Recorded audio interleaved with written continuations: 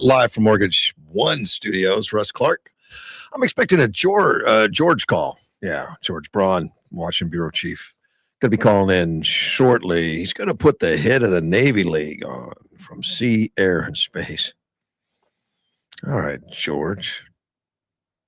He'll be calling in shortly. In fact, he called me just a few minutes ago. He knew I was having problems yesterday, and he just called to make sure I got that figured out. Problems with the phone. I guess I had some phone calls yesterday that didn't make it. And we heard it wasn't going out through the air. We think we have that all fixed up. We got that figured out. It's new equipment, new to me anyway. While we're waiting for him, a lot of questions about gas prices come up. And it's a tough political issue. It's a tough economic issue, particularly with the Strait of Hormuz. But it really affects us. It affects the economy. It affects our daily budgets. I don't like going to the pump and paying a lot more. No, and nobody does. But for those with diesel, it's been bigger impact. You see diesel well over $5 an hour. $5 a gallon. Closer to $6 a gallon, I think. And article I was reading about Arizona and business across Arizona. It said the average price has risen $2.40 since 2025. Billy Tooley's CEO of Willie Tool Produce Agriculture. I don't know that one. It must not be in the Yuma area. I think that businesses of all sizes, whether you're operating 60 trucks or 6 trucks, this affects the bottom line significantly. And you really have to make sure you're optimizing everything. You're communicating with your customers what to expect. I know my brother, he drives a truck. And I asked him about the gas price and how it's affected him. He says it's not because of his contracts and because of who he works for. You know, he's an independent, but because of who he contracts with, they work that out in the price of load somehow.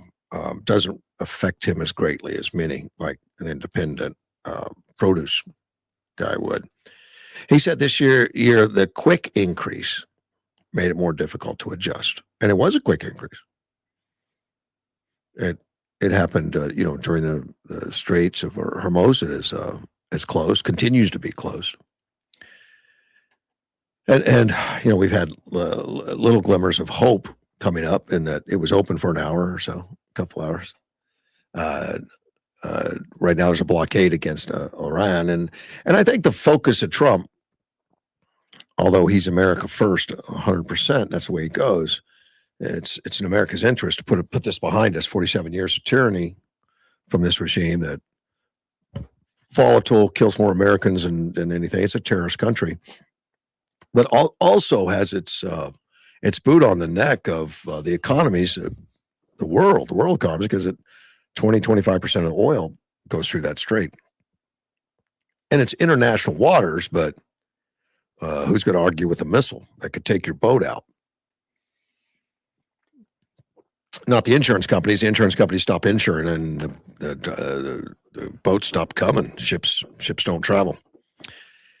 Getting back to Billy. Billy says we're optimizing our routes to make sure that we're not wasting an ounce of gas point because it's so expensive. So making sure that we're still meeting what our customers' needs, that's the most important thing. Let me take a phone call. Mr. George, you're on. Hey, how are you doing? I'm here at Sea, Air, and Space with the Navy League.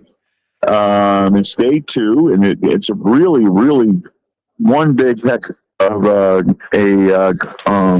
go. Now, you Sea, Air, and Space, are you talking a separate show, or your Smithsonian Institute? Where is it? No, it's the Sea, Air, and Space Conference. Okay. For the Navy League throws it every year, and so every one of the people that works with the America's navies and the navies from all over the world. I've got Lou Shager, who's the head. What is your chairman of the Navy League? He's the chairman of the Navy League, and he's going to tell us a little bit about the Navy League and some of the things that are coming up for the 250th anniversary. Wow. Lou? Well, good morning. How are you? We're doing well. Good morning, Lou. Glad to have you on. We're a fan of the Navy League, by the way, in Yuma. We have very strong Navy League here. Oh, wonderful. Yeah, I'm the chairman of the Navy League of Hampton Roads, so proudly serving as our chairman since 2021. And we provide, number one, advocacy for a strong maritime and Navy throughout the world. And so that can't be overstated, getting our elected officials to really understand the needs as well as the requirements to make sure we're the strongest Navy in the world is never more evident than today. Another part of our mission at the Navy League is to support the families and sailors and Marines and Coast Guardmen. And the third was we look out for the youth through a Sea Cadet program across the country. So kind of trifold of our mission. But it's a wonderful opportunity, and I'm grateful and blessed to be a part of the Navy League. Marine Corps Air Station. Yeah. And talking to George, I know that I myself flew plenty down there where you guys are located by Yuma, out of El Centro in Southern California. Actually, my first squadron was out of Miramar. So we flew over Yuma all the time and played with the Marine Corps down there. Yeah, we're a bathroom break on the way to Phoenix, I think. Sure. We are. I think the Navy particularly has been on display big time in the last month. If we haven't noticed the Navy before, we're watching with great interest, and the expertise and the perfection, the professionalism. It's scary where they're at. They're in harm's way, but it's amazing how well they perform, how great that the Navy is handling that equipment, and how great the equipment is. We just don't think about it much. Yeah, it's amazing. Right now we have the Lincoln Strike Group, the Ford Strike Group, which is currently en route to have the longest deployment maybe on record. Yeah. Just amazing commitment from our sailors and their families, more importantly. And then the Bush Strike Group just left Norfolk. But at the end of the day, it's wonderful to see these sailors and their teams just support performing at an incredible level. And I know that, I retired after 27 years, flew F-14s, flew F-18s, commanded Naval Air Station Oceana. But, even in peacetime, just the training, it's an incredibly dangerous world and dangerous evolutions on the flight deck, where the average age of these young sailors are 20, 21 years old, and working at night, aircraft launching and recovering, and then add in the complexity of today's challenges in the Red Sea and throughout that area of responsibility in Central Command, where our ships are being shot at, be it a drone or another missile. So it's incredible, the performance. It's a tribute to all the people that produce the weaponry, produce the ships, the training. And again, credit to those young sailors and Marines around the world. I had the privilege of being a Leaders to Sea once. We left San Diego on a missile destroyer, and I was shocked when I was on the bridge. The captain had us up on the bridge. I don't think there was anyone over 20 years old that was manning the guns and manning stuff, and he was proud of that fact, on how disciplined, well trained. What a great start for youngsters. Oh, it's amazing, and oftentimes you see the youngest of our sailors really understanding the mission. Some join the military for a job, but I find, if not already, soon after they join, they recognize the importance of their mission, and quite frankly, get great support from the local communities, recognizing the sacrifice they're making, and then especially when they become have a family. And so they leave behind a spouse and children. And I've always advocated that it's much harder on the spouses and families back home than it is for the deployed person. And so I always want to give a shout out and thank our families back home for all they do. And, speaking of activities, we're really excited about celebrating the 250th anniversary of our country, as well as our Navy. And the Navy League of Hampton Roads continues to be supporting of that, and looking forward to ships commissionings, which is what we do really well. We just commissioned the USS Barnum BDG 124 last week, and that was named after a Medal of Honor recipient named Colonel Harvey Barnum.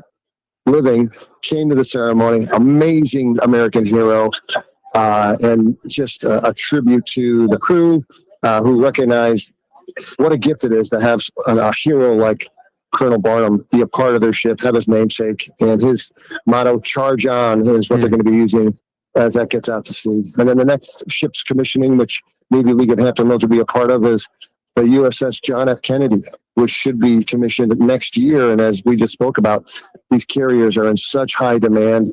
We're really excited to get that one underway and commissioned to get it deployed as needed.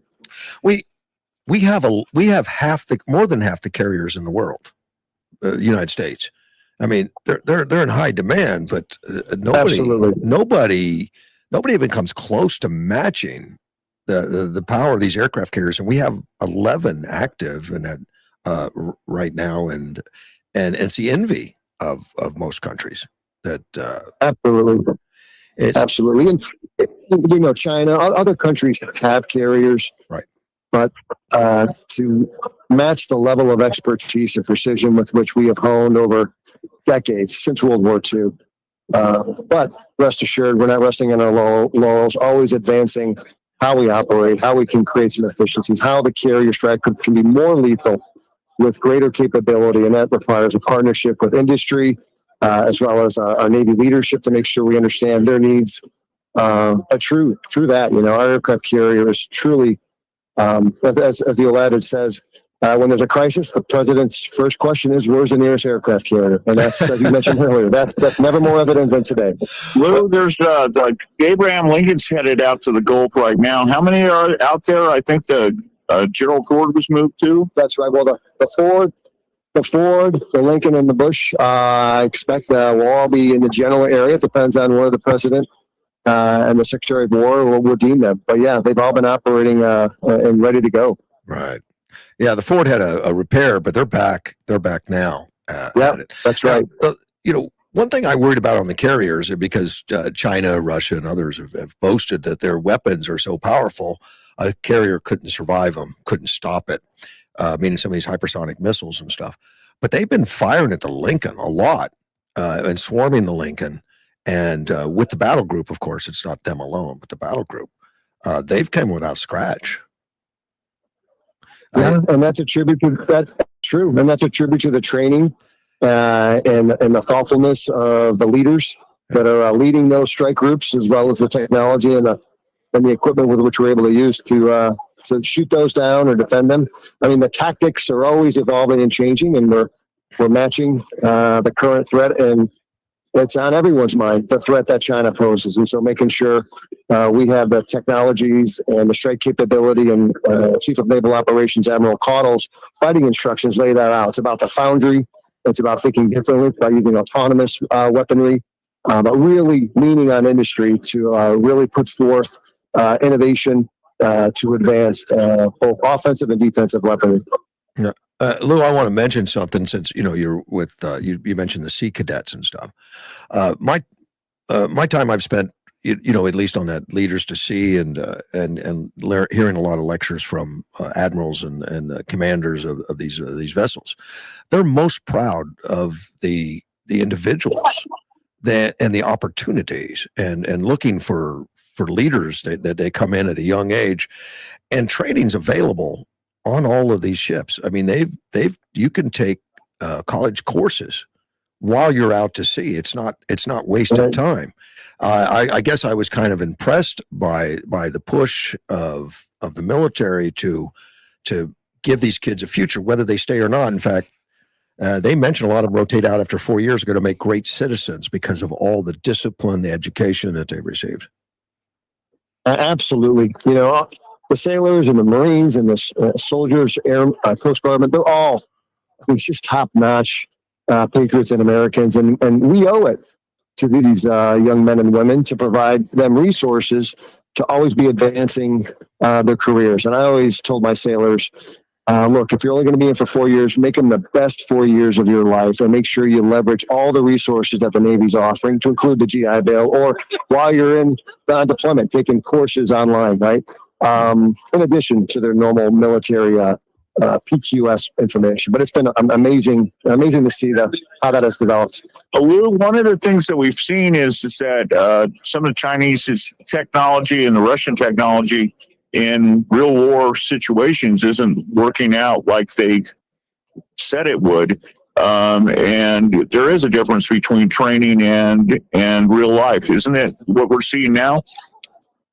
Absolutely, George. Going through Top Gun back in the late '90s for myself and the F-14, we always advocated, it's certainly we want the best machines, the best aircraft in the world, but it really comes down to the training and the hyper-focused, real-world training that we undergo prior to leaving on deployment really wins the day. And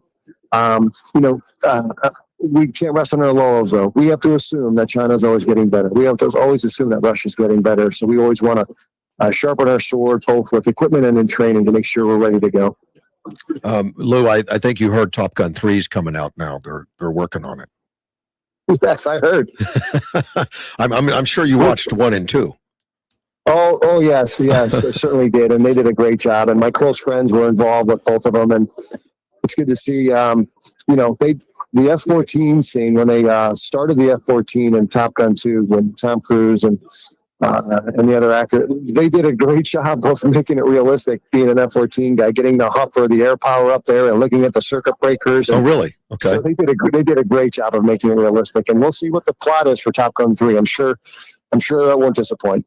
We have no idea. They still are writing the plot. They don't know. In fact, Right. They're asking for ideas so you could write them and give them ideas. I mean, they're reaching out, which I thought was interesting. They don't really know where they're going with it. They just know that Tom Cruise is on board.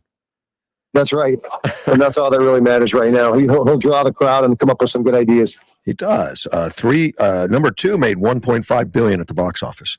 So incredible. There's a lot of interest in military. There's a lot of interest in that. There is. It's upbeat. It's family oriented, and you feel good walking out of them. You do. There's patriotism thrives in this country. I think it's one of our greatest assets.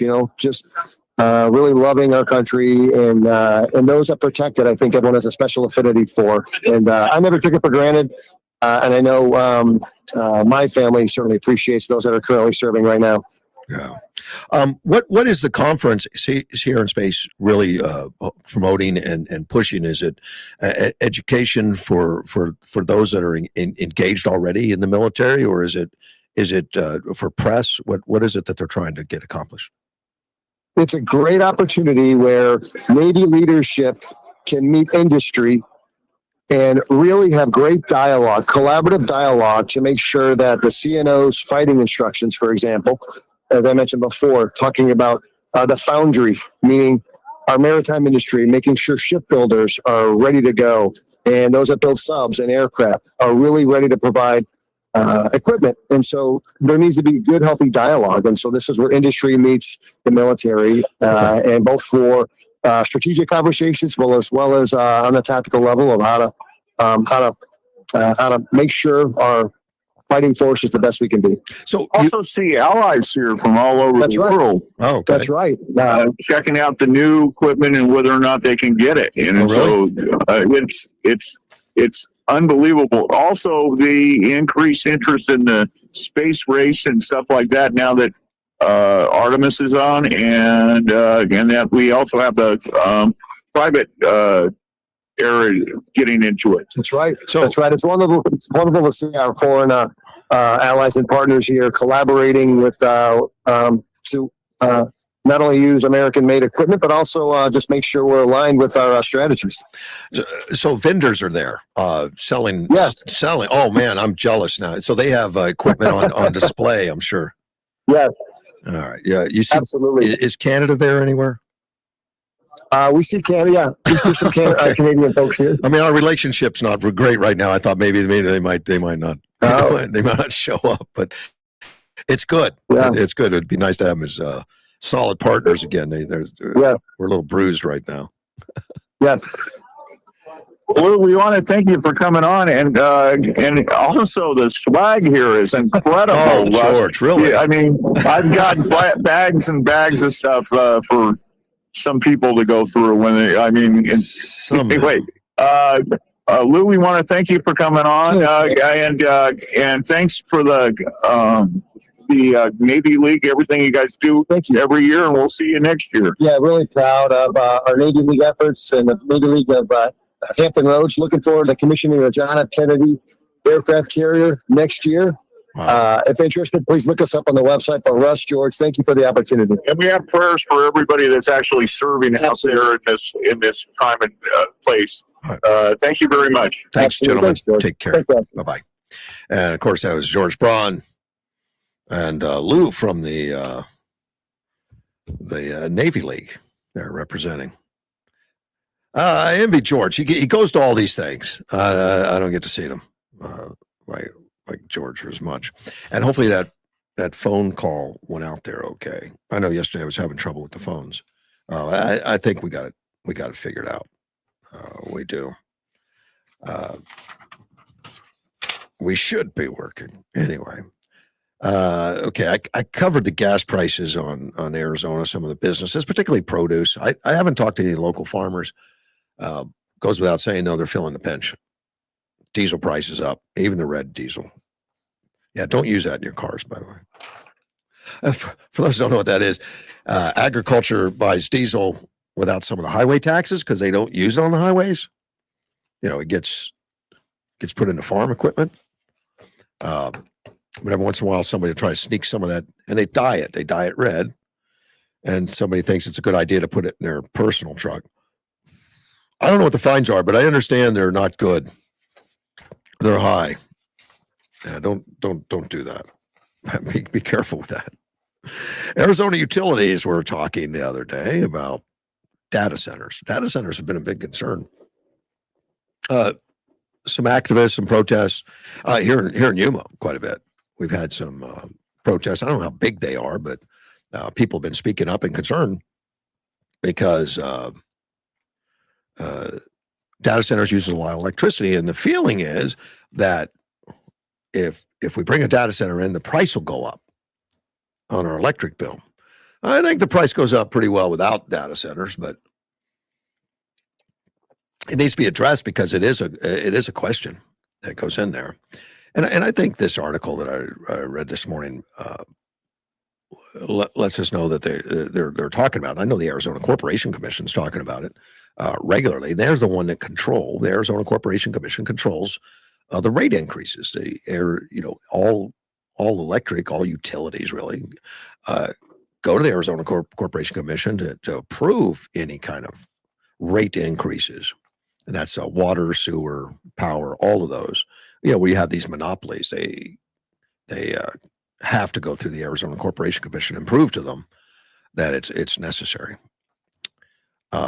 So they're all talking about it, and for good reason. Phoenix expects its data center capacity to increase by 554%. Wow. And they're going to add an additional 5,340 megawatts to the state's grid because they're very power hungry, which we've learned. It was still shocking to me how power hungry they are, but they are. So they held a workshop last week on how the state should address the growing number of large load customers. And that's what they are, large load customers. Arizona Corporation Commission Kevin Thompson said he believes it's important for the commission to review existing policies and create new ones to protect ratepayers. And that's the job of the Arizona Corporation Commission. A lot of people don't know they do more than just filing for your corporations and stuff and keeping track of that. They have to review. I mean, a big part of their job is these monopolistic type public service companies. Keeping an eye on them and making sure you keep them in business, but don't let them, overcharge or overbill. It's a tough deal, but they want to do it. These guys run for these offices, and I think they've done a good job. The director of strategic energy management at the Salt River Project, Scott Sherrill, he said his company currently powers around 20 data centers of various sizes, and I'm assuming most of them around Phoenix. And Porter's communication director for Arizona Public Service, that's the public service we have here in Yuma and throughout the state. There's a lot of it throughout the state. Said the company's data center customers use 400 to 500 megawatts of energy. APS does not have an exact number. Between the two of them, they're the main providers up there in the Phoenix area, so for the state, actually, for that matter. Salt River Project anticipates adding 10 additional data centers over the next 5 years. And Ann Porter says that APS plans to serve 4,000 megawatts to data centers expected to come online over the next 10 years. So both of them are looking for it. And of course, you've got to have that power from somewhere. Of course, the feeling is amongst consumers, you and me and others, that, well, wait a minute, if they're coming in and taking the power, the price will go up or something. But they say it's not the case. APS is in talks with these types of customers that could see the company serve up to another 19,000 megawatts. The Arizona biggest city, Joe Barrow, spokesman for Tucson Electric Power, sent an email. The company does not serve. They don't even serve high load data centers. They don't do it. Although we provide service to some small data centers, these facilities require less than 1 megawatt of capacity. So they keep it into the not the large load customers, the lower than large load customers. Serving 1 or 2 high load customers, data center projects over the next 5 years. They say they're going to change. They're going to start doing that because he's seen interest from data center developers, as Yuma has. There's been interest. I know they're talking. We have no solid plans, and there's people in Yuma that are trying to stop it. We need those kinds of jobs as well as any jobs. I think it would be of interest to Yuma to do that, assuming it would do more good than harm. And the question about power needs to be addressed, of course. But I think APS has already done that, and I know there's some new power lines in place. And I'll probably find out more about it today. I know the mayor's having a talk today about the state of the city, so he'll probably address this. Scott says that the data centers, which are characterized as large load customers, will pay the full cost of their transmission infrastructure.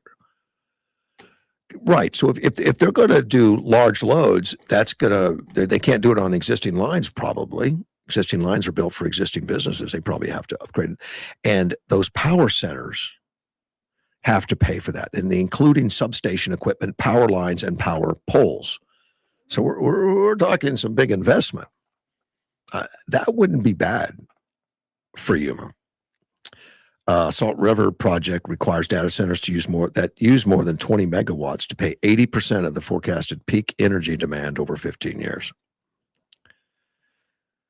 So APS uses to charge data centers, make them pay for their cost of service because they use more energy than residents or small businesses. And they discussed grid reliability. Shirley said that Salt River Project's energy grid will not be affected by additional data centers. And that would always be the case, I would think, before they even open them. They're not going to open them and have brownouts. I would be surprised anyway.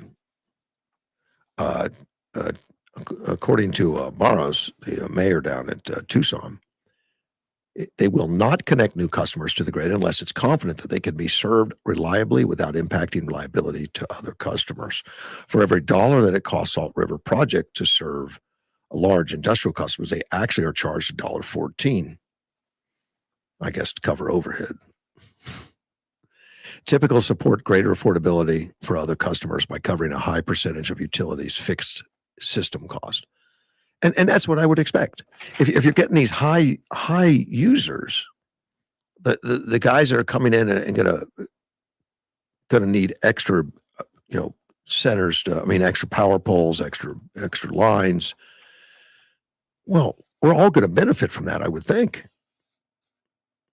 They're gonna help with the infrastructure, and they pay their fair share. And I know Trump has talked about that and said that data centers have to, have a means of supplying their own energy or have contracts to have their own energy to begin with. How they do that, I don't know. I know there's nuclear power plants that are coming back online to cover data centers. 3 Mile Island, I don't know if you remember that from the 70s. 3 Mile Island got a lot of notoriety. I lived in Delaware at the time. I was in that circle, that zone that would be affected if 3 Mile Island had the China syndrome. I don't know if you remember the movie, The China Syndrome. That's where theoretically a nuclear power plant could overheat out of control. You can't cool it down, and it would burn a hole in the ground and supposedly go to China. No one believes that, but it would hit towards China, the other side of the world, and cause a big fallout and all that kind of stuff.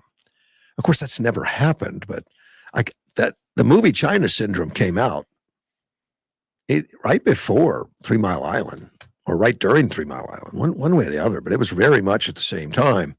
It scared everybody. Believe me, my bags were packed. I lived in Delaware. I was quite a few miles away, but we were in that spillover zone that if something happened, we would be affected by that radiation potentially. So we had our bags packed, ready to go to Florida if we needed to. Yeah, I had relatives. My parents lived in Florida at the time, so we would have made it. We would have gone. No need. It was all. Nobody died in 3 Mile Island, by the way. It never melted down. It was a scare. They had problems. They had equipment problems, old technology problems. And from what I understand, the old technology, if systems fail, like you lose electricity or you just fail a system, then they don't have any way to cool the core, which is a fallacy. That's Nagasaki. Was it? No, that's the nuclear bomb. No, Fukushima, I think, was a nuclear power plant in Japan that melted. It didn't go to China, by the way, but it had some radioactive fallout, some cleanup that they had to do, and it was a disaster. It was a terrible disaster, and it happened after a tsunami. Tsunami didn't break the power plant. The power plant, could withhold the tsunami. It was built for that. What it couldn't do was survive without electricity, and the tsunami took the electricity out. Yeah, I know they're generating electricity, but they couldn't get it. I guess they generate it in big form, but they don't use their own apparently. Well, without the electricity, they couldn't cool it because that's the way it was designed. Now the new ones are designed differently. If they lose power, they automatically cool everything. They shut everything down. The system just shuts it down, and it won't overheat that way. It used to be the opposite. That if no power, then the system couldn't cool. Well, I like this better. I like it better when you say there's no power, the system shuts down. It makes it hard to restart, but that's a lot better than melting down. If I remember right, I was told that's the way tractor trailers used to be on braking.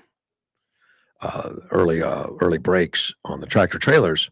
If you lost your hydraulics or your air, you couldn't stop the truck. Now it works the opposite. If you lose your air, the brakes lock up, basically. Well, now the power plants are built that way too. If they get into an emergency, locks it down. That way, nothing bad's going to happen. I just think that makes perfect sense. Let me see the dog park. I haven't been to that park in a long time. It's the Bark Park Dog Park. Bark Park Dog Park. It's the only park in Yuma that is off the leash park. Yeah, you walk in through some gates. Once you get in, you take the dog off the leash. They can just run crazy. I used to take Lexi there all the time. I have a little dog I used to take there all the time. I haven't done that in years. I haven't gone to the dog park. She's off the leash a lot, though. She stays with me. I don't have to go to the park for that to keep her contained. She's a little more disciplined, although you wouldn't know that. She probably barks for stuff, but there's a problem with the park. They have to close it down temporarily because they're having a problem with one of the walls around it. It's a wall from a subdivision that's up against the dog park. It was built back in the 70s and 80s, and according to David Watzenberg, the city of Yuma director of engineering, said it's quite old. And on top of that, it was built with a little bit greater spans than what we recommended. So they're going to get some heavy equipment in there and repair that thing. And park's going to be closed so they can bring the heavy equipment in and not run over any dogs. So, and that place is always busy. My daughter lived out there right near the park. So I would drive by it occasionally. Now it's behind the Walmart on Pacific Avenue. It's 1705 East Palo Verde is the actual address, but Palo Verde goes into Pacific Avenue there. But right, it is right behind the Walmart. It's big too. It's quite a few acres. Dogs running around acting like idiots. No, it's a lot of fun. When it's back open, yeah, you should take your dog there. It doesn't say how long. It probably won't be any worse than Schmucker's Park, though. Yeah, I think they closed that down for just 3 or 4 years. I don't think so. I think it'll be faster. This one's gonna be less complex. They're just gonna fix the wall and enhance it, for the pets. Says Watsonberg says we want to make sure we get it built properly, built right, will last a lifetime for the homeowners. Well, that's what they said in the 1970s, but everything needs repairs.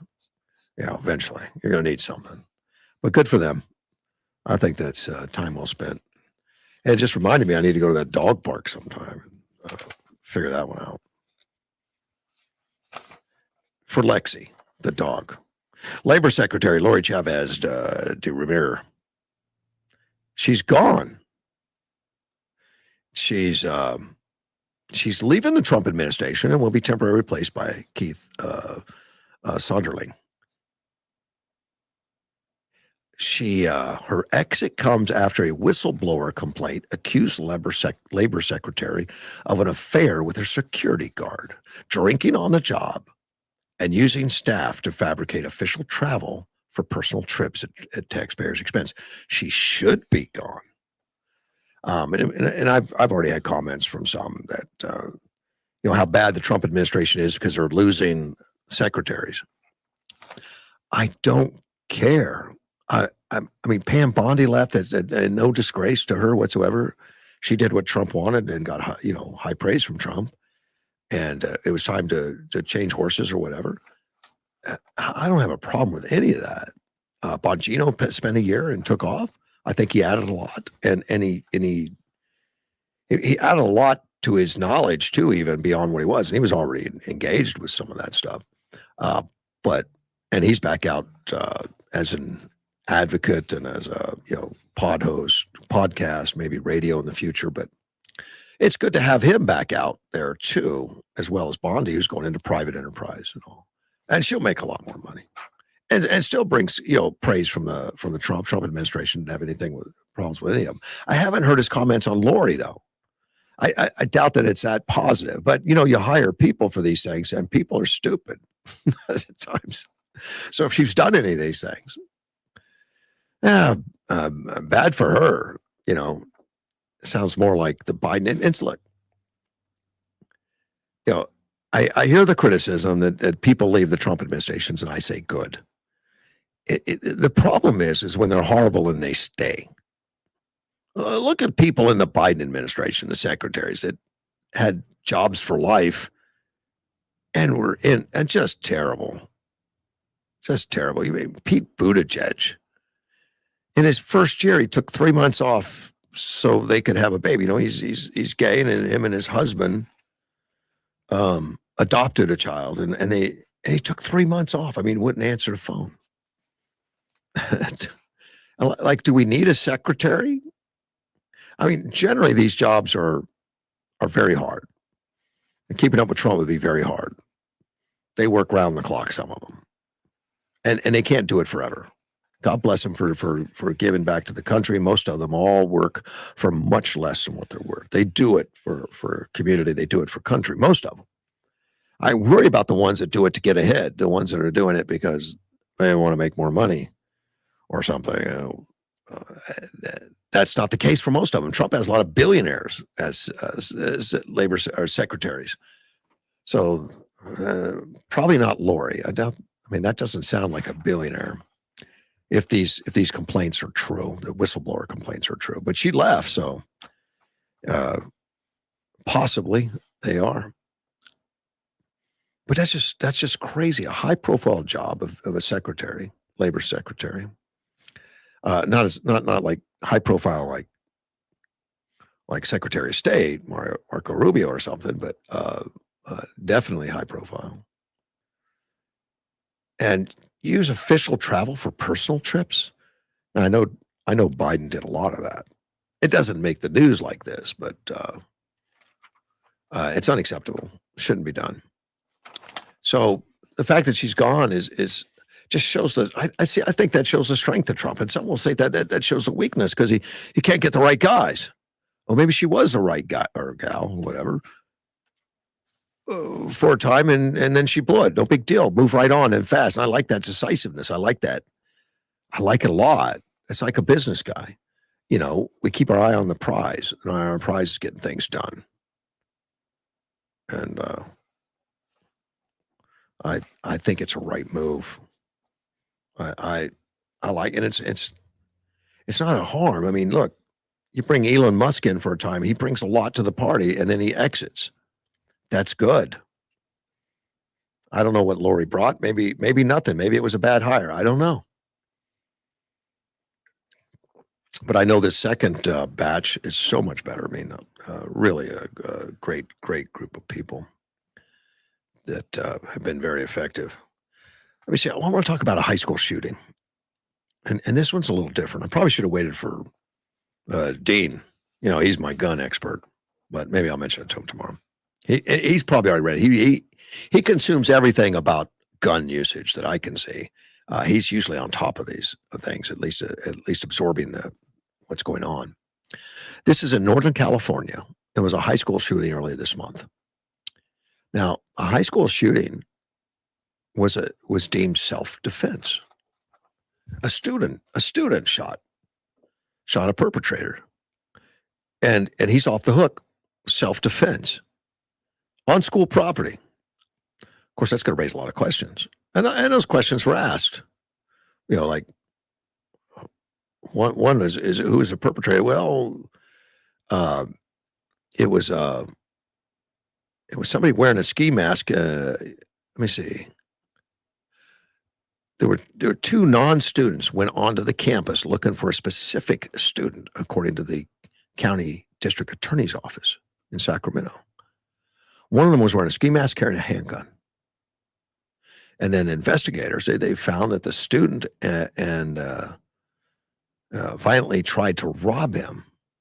They tried to rob the student, leading to the confrontation. So that's just hard to fathom.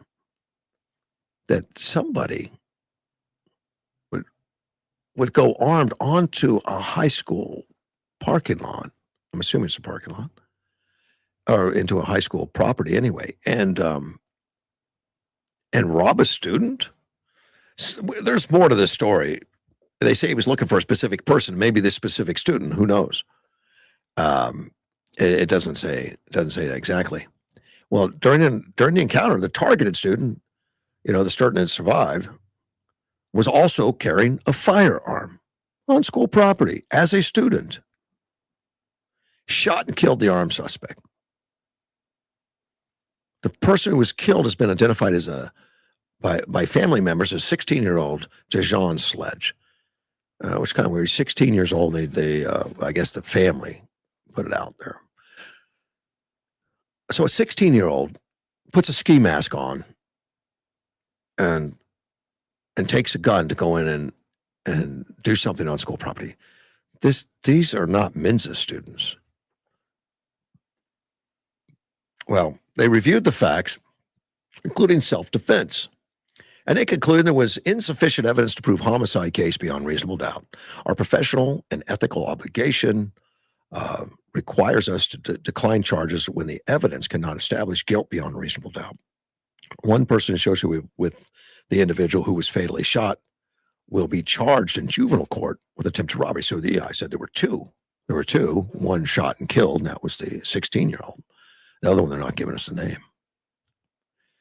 Now, the intended target of this, I guess robbery or whatever, who knows what it was. I don't know, maybe they came to do him harm. He fired the weapon. He's going to be charged with weapons charges. And that's according to the DA office. Also raised concerns about school violence and noted that schools should be a safe place for students and that youth should not feel compelled to carry weapons for protection. Okay, that being said,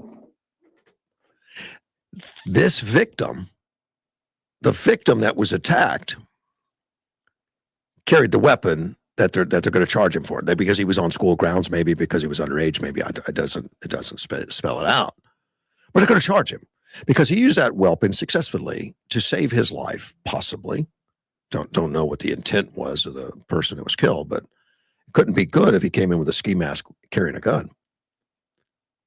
He saved his own life. He got out of there alive. He'll probably never go on that school grounds again. And probably be, this is California, owning a gun, I think, is a legitimate reason to them to make sure you never come on school grounds. But he's going to have to go through a court trial. He's going to have to go through putting his life, on hold for a while, and who knows financially what. I hope he has a GoFundMe page or something.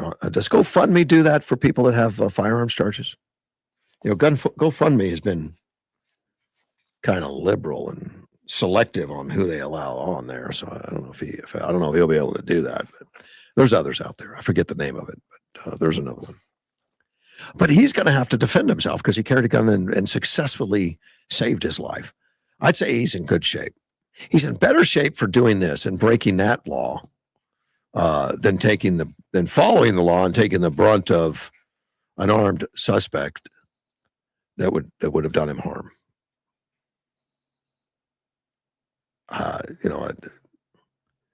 He's going to be judged by 12 instead of carried out by 6, which is a reference to his funeral or something. I'm kind of like feeling this kid's a hero, but I don't know anything about him. I don't. Maybe he's a thug himself. I don't know. Don't know anything about him other than he used a gun successfully to defend himself.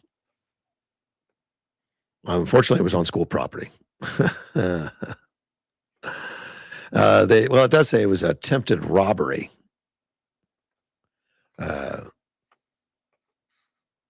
Which falls under self-defense.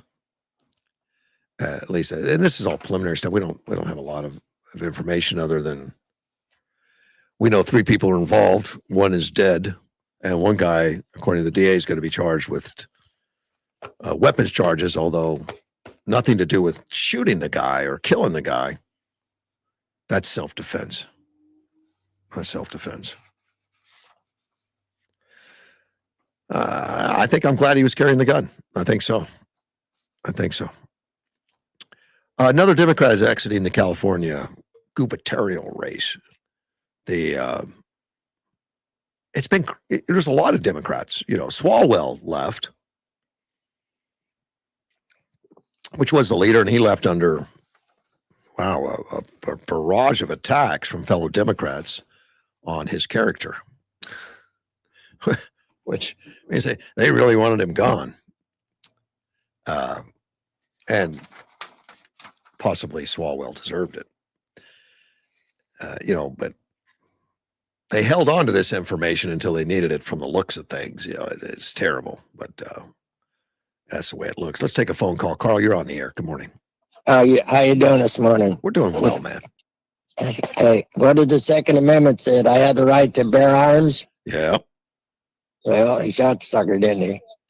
Yeah, but I guess 16 years old, a student at school, there might be a problem. Well, it is a problem. Yeah.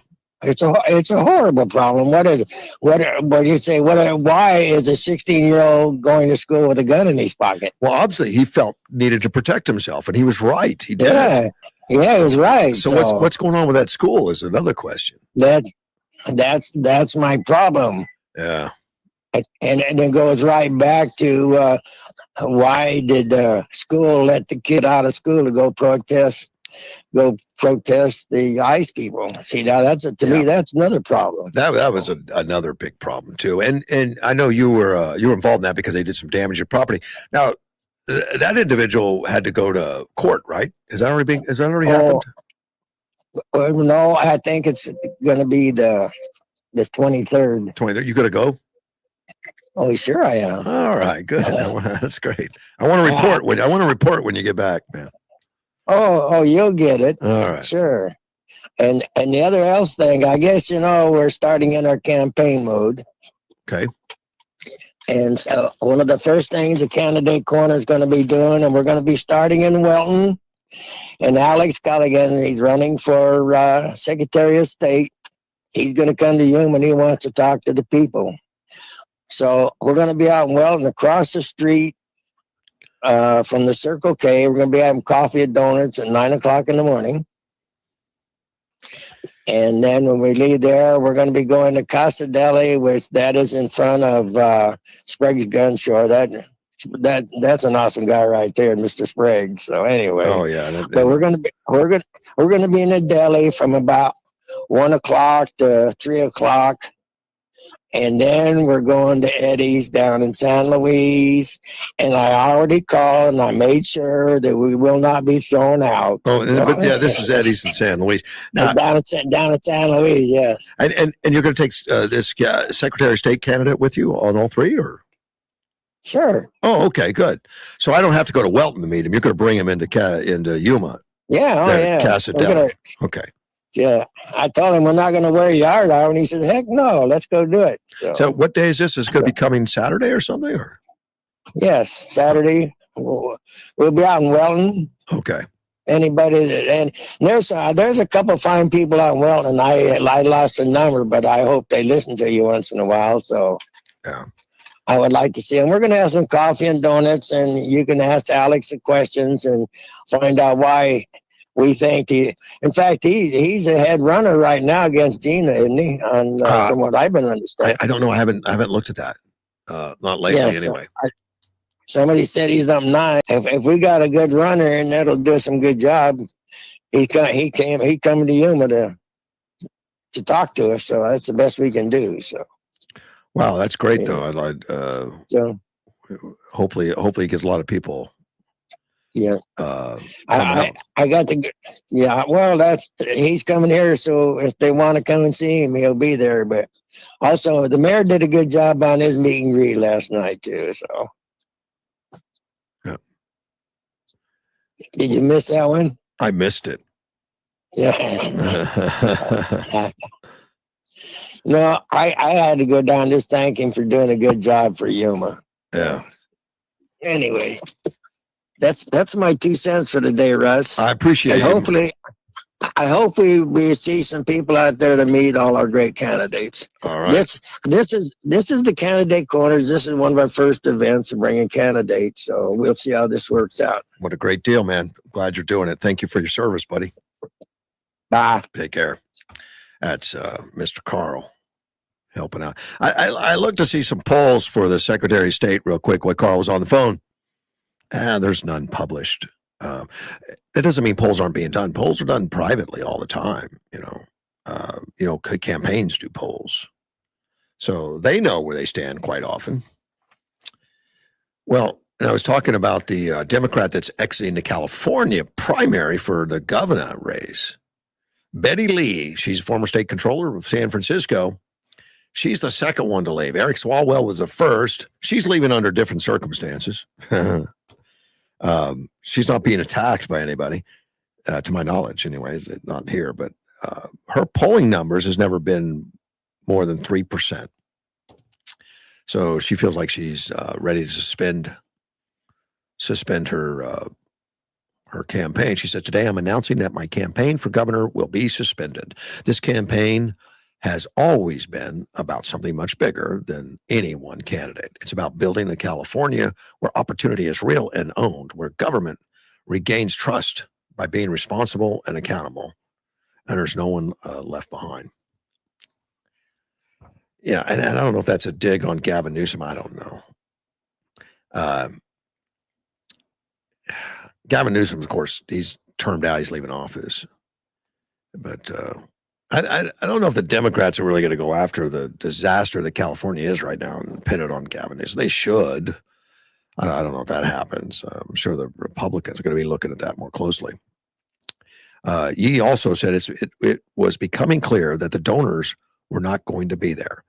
Even some of my former supporters just felt like they needed to move on. Now, before serving as a state controller, she audited government agencies and oversaw the allocation of state funds. And she previously worked as a budget director under the former governor, Gray Davis, before being elected in the state board of equalization. I don't think I like her now. She audited government agencies and oversaw the allocation of state funds, and she didn't see the fraud that Nick Shirley's finding. See, I would ask her that.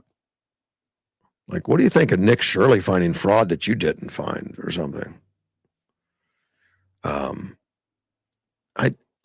I think there's an acceptance of the fraud. There's an acceptance of it. Speaking of fraud, I saw Tim Dunn. Yeah, he was over in Brussels, I think, along with some other Trump haters that were over there. But it's just unconscionable to me to have a governor of a major state. I say major state; they're all major states of a state that is bashing President Trump during a time we're in an armed conflict with Iran. It's just unconscionable. And of course, part of his diatribe and his emotional jumping up and down. He didn't actually jump up and down, but sometimes he does. But he didn't. Not from what I saw.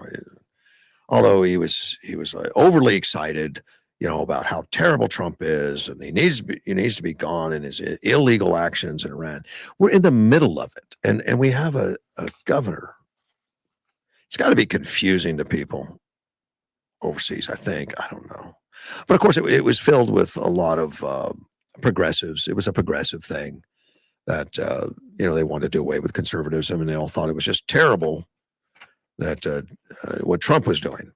No mention of what the regime in Iran was accomplishing with their hate and discontent for 47 years and killing people, including their own citizens. None of that come up. Just Trump's atrocities and illegal activities, illegal wars. At that time, at a time when I think I can't lose any more respect for Tim Dunn, Tampon Tim, I do. I forget who it was said that, he's the only governor whose state's been taken over by Somali pirates. I think that's a good imagery. Somali pirates took over Tim Dunn. Tim Waltz. I'm sorry, not Tim Dunn. Tim Dunn's a good guy here in Yuma. He's our senator. Tim Waltz. Yeah, Tim Waltz. Let me make sure I get that right. The governor of Minnesota. In a foreign country, bashing the president of the United States during wartime. Is there not some law against that? I mean, I'm not somebody that says you shouldn't have First Amendment rights and all that, but some of this stuff is over the top, terrible. Now, Mark Kelly does it, and Mark Kelly legally can't because of his military connection. He receives money for his military, and apparently he's under the same guidelines as somebody that's enlisted, and to bash the commander-in-chief is not acceptable. My fact checker just sends me good news. See, now, I like it when he sends good news. He's an equal opportunity for bad news, I guess. But he says, after falling over 5,000 points, the Dow is now less than 700 points from its all-time high of 50,512.79 cents. That's good news, and it makes me wonder though, why? What do they know? I mean, that it's increasing like it is, and it's solid like it is. We had our latest bump down because of the Iran conflict, the war, the choking off of all the oils and all that. But some smart money, I think, probably. These aren't individual investors; these are probably big investors are reinvesting into the Dow and putting it back in there. Like does that mean they think that these peace talks will be productive this time? That Iran will agree to some things that's going to call an end to the blockade and into all that stuff. I'm totally lost when it comes to Trump at this point. He's not going to be second guessed. I just believe what he says. I think he says what he means. And if we don't have an end to it, or some miraculous type of extension, which I don't know that he's going to go along with that, because that's just a tactic Iran has used forever, is to drag it out, wear you out. That's part of their techniques of making a deal. Yeah, I think they're as good at making a deal as Trump is, who wrote the books on it, The Art of the Deal. But they just wear you out, and I don't think Trump's going to put up with it. Time will tell. Only Trump knows what he's going to do. But there's a good chance that the military activity may resume.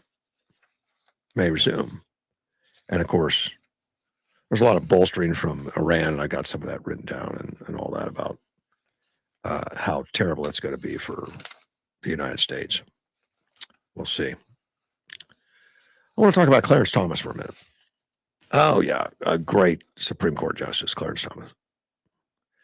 He gave a speech commemorating the 250th anniversary of the Declaration of Independence. That was in Austin, Texas. I have it there, and I think this is the whole speech. I'm not sure. I mean, I got this put together from other articles, but I'm going to read it. It's long, but I'm going to read it. Let me get a drink of coffee first. But he doesn't speak a lot, unlike Justice Jackson, who talks way too much. And I don't think it puts her in a good light. I don't think it shows how smart she is. I think it might do the opposite. But when Clarence Thomas speaks, people listen. He's got something impactful to say, and I do like him. And I want to make sure that this is not. I mean, this is an article, so people put some of their own comments in it. But it is unfortunately rare these days to hear any public figure describe the threats of progressivism so clearly. At its heart, progressivism is a worldview that elevates man's will above everything else. It assumes that if the right people, the smartest, best people, are allowed to design human systems in the correct ways, then humans will flourish. Consulting God to find correct governing solution undermines progressives' fundamental belief in themselves. To admit that a divine authority exists is to admit that progressive is a pale imitation of that authority, because progressivism presumes to be capable of acquiring all knowledge and applying that knowledge in perfect ways. It is incapable of deferring to God's will. Progressive must replace God with themselves. In practice, it is quite easy to see how progressives' deification of themselves plays out in the public square. Progressives are obsessed with promoting the lie that there could be no overlap between a government official's duties and that official's religious convictions.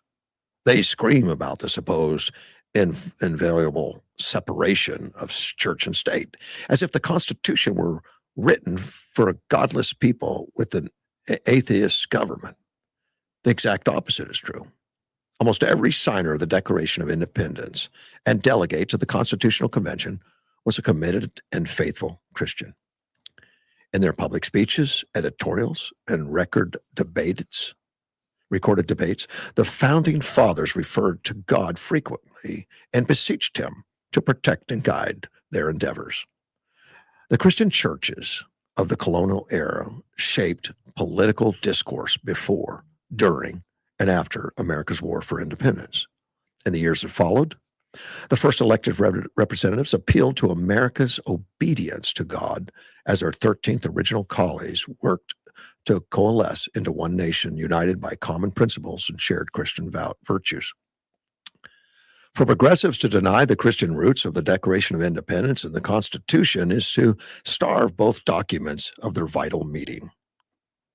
Progressive often belittle their significance by denigrating the founders as just a collection of dead white men who declared something no longer important and constituted a government steeped in racism. In truth, those men declared something revolutionary. Our rights do not arise from the whims of monarchs. They come from God. And those rights belong to each and every one of us. No king, aristocrat, or petty bureaucrat can strip those rights away. What does the Declaration declare?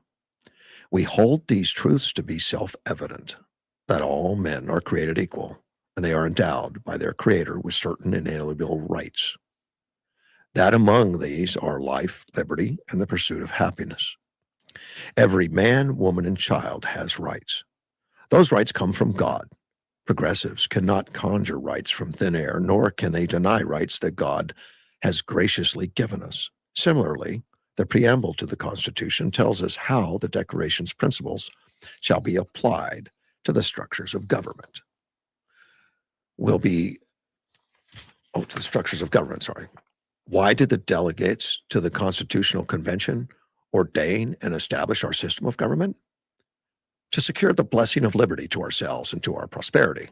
The Declaration reminds us that our liberty comes from God. The preamble reminds us that the Constitution is legitimate only insofar as it secures God's blessing of liberty to each of us.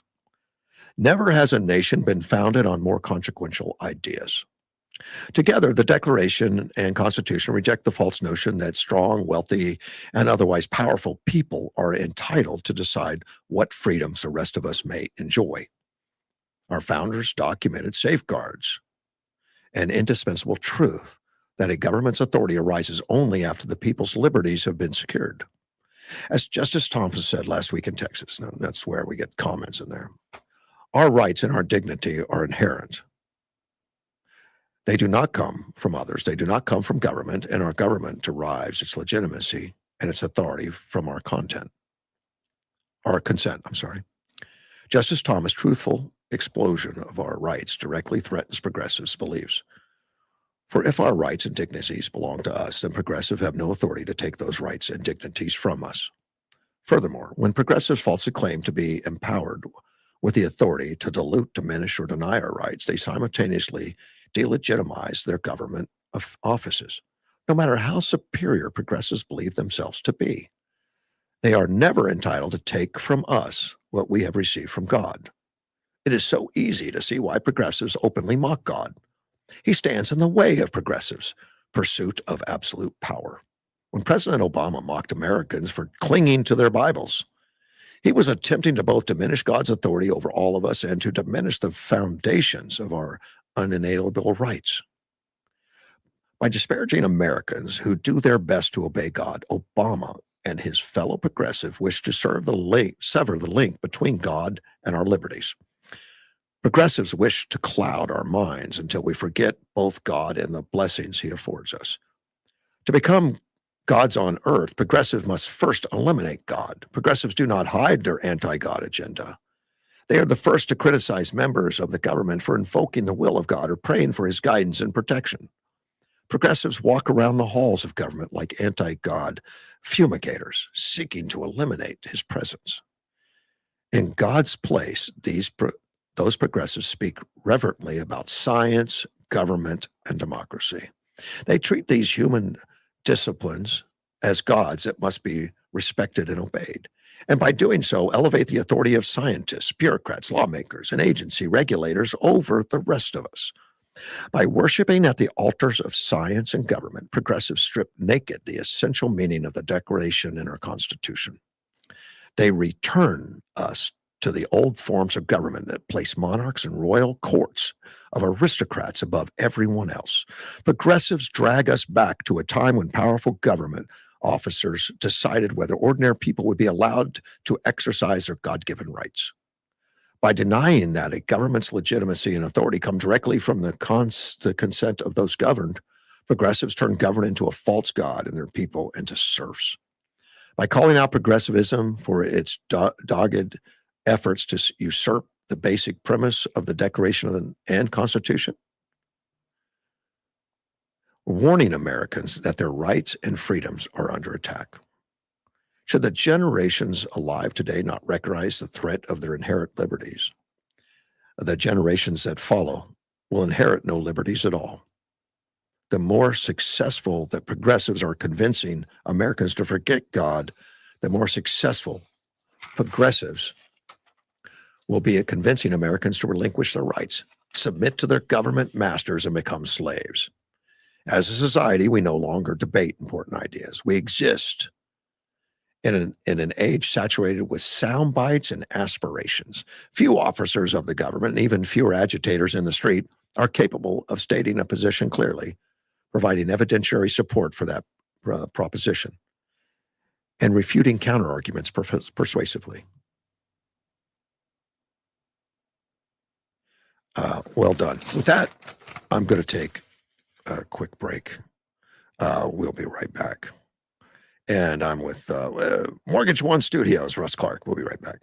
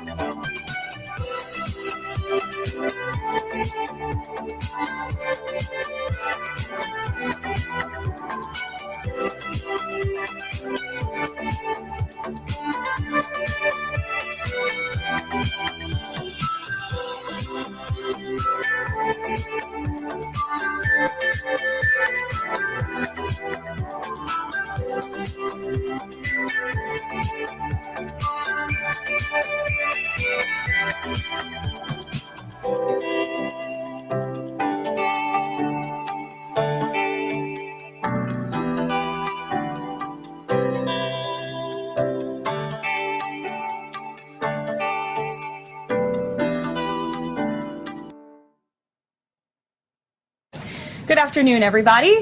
Thank you for being here today. We are going to get to my remarks and Q&A as always, but I do have the FBI director with me here, Kash Patel. You all know him well, and he's here to provide an update for you all with respect to China. As you know, President Trump had a very successful meeting on his trip to Asia with President Xi, where they discussed the need for China to crack down on fentanyl production and distribution, which ultimately makes its way here to the United States of America. And the FBI director recently traveled to China following President Trump's meeting to meet with his counterpart in Beijing. And he has a really positive announcement for the American people to share. So the president wanted me to bring the FBI director out to share that with all of you today. So Kash, please, thank you for being here. Thanks, Caroline.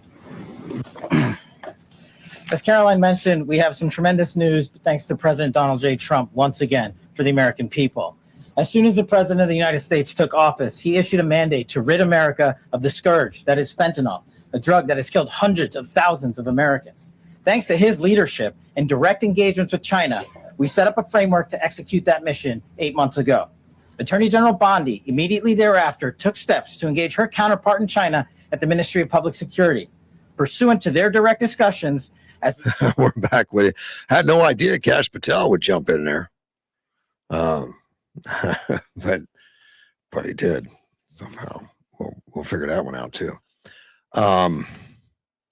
Tinder.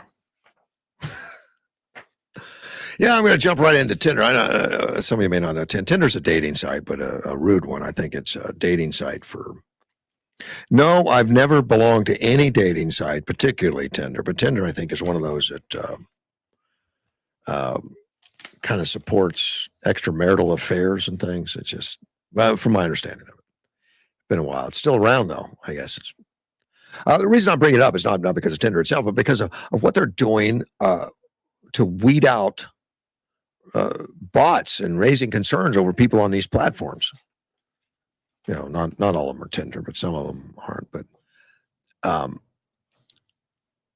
the article says, you know, the world is bringing proof of human. You got to prove you're human to be on a platform. I think it's necessary. And we see it sometime, you got to check a box if you're a human or something. And that's not good enough. And I guess there's some scams out there on some of these dating sites and stuff where the bots go out and, chat up some other people in order to get it. I don't know. I don't know if it's to do something terrible or rob them or something. I don't know what it's all about, but we do know that the internet has been inundated with a lot of bots and stuff that go in to mess things up or to cloud it up or to do harm at times. Well, now they're going to have AI verified, artificial intelligence verified. And several companies are coming together. One of them is called World. World is the name of the company, World. That's going to be doing these proof that you're a human and not robots with the help of eye scanning technology. Yeah, so you have to have an eye scan, which I question that too. Does that mean they record your eye scan so they could use it for something else? I mean, just a question I asked real quickly when I said, okay, they want my social security number and my eye scan. They didn't ask for social security number, but is that something we should have out there? I guess maybe. I don't know. I'd have to talk to Edward about that and see if that's even safe. Would you want to get onto a website? Of course, I would never get on a dating site of any kind when I was single. I'm married, but when I was single, I would never do that. I just didn't like it. I didn't want to be public in that way, of course. But Tinder warns that romance scammers are often professionals, noting such schemes netted more than $300 billion in 2020. So just on Tinder, I don't know if that's just in everybody, but they scam people. And maybe it's blackmail or something.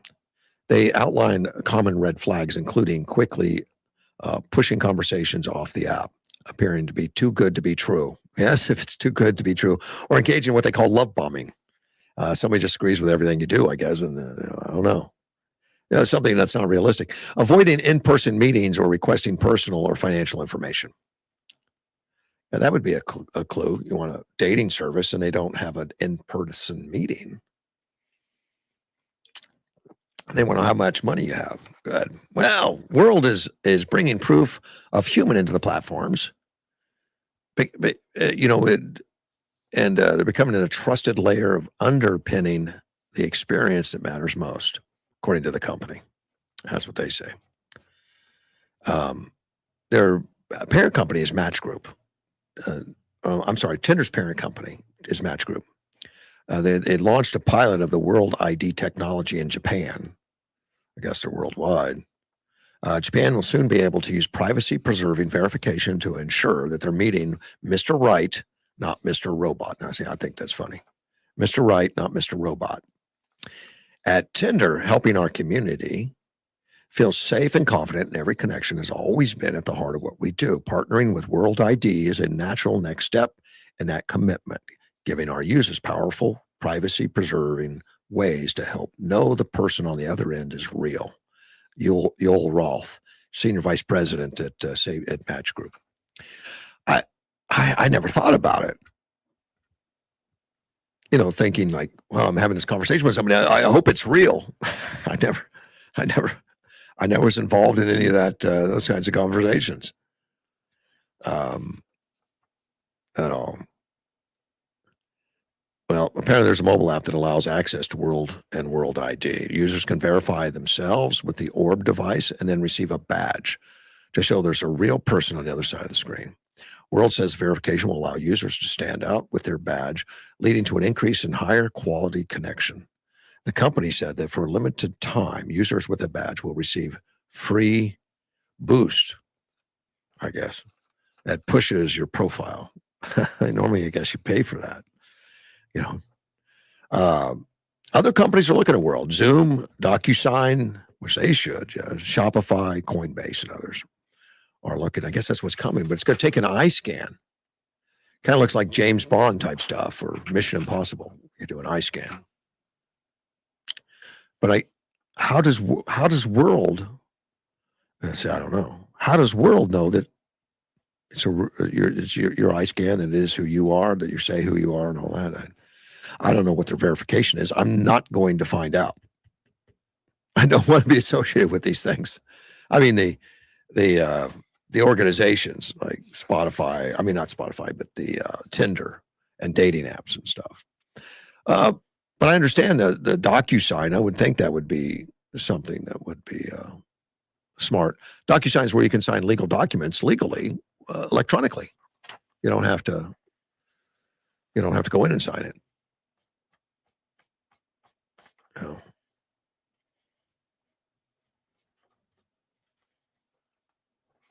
Yeah.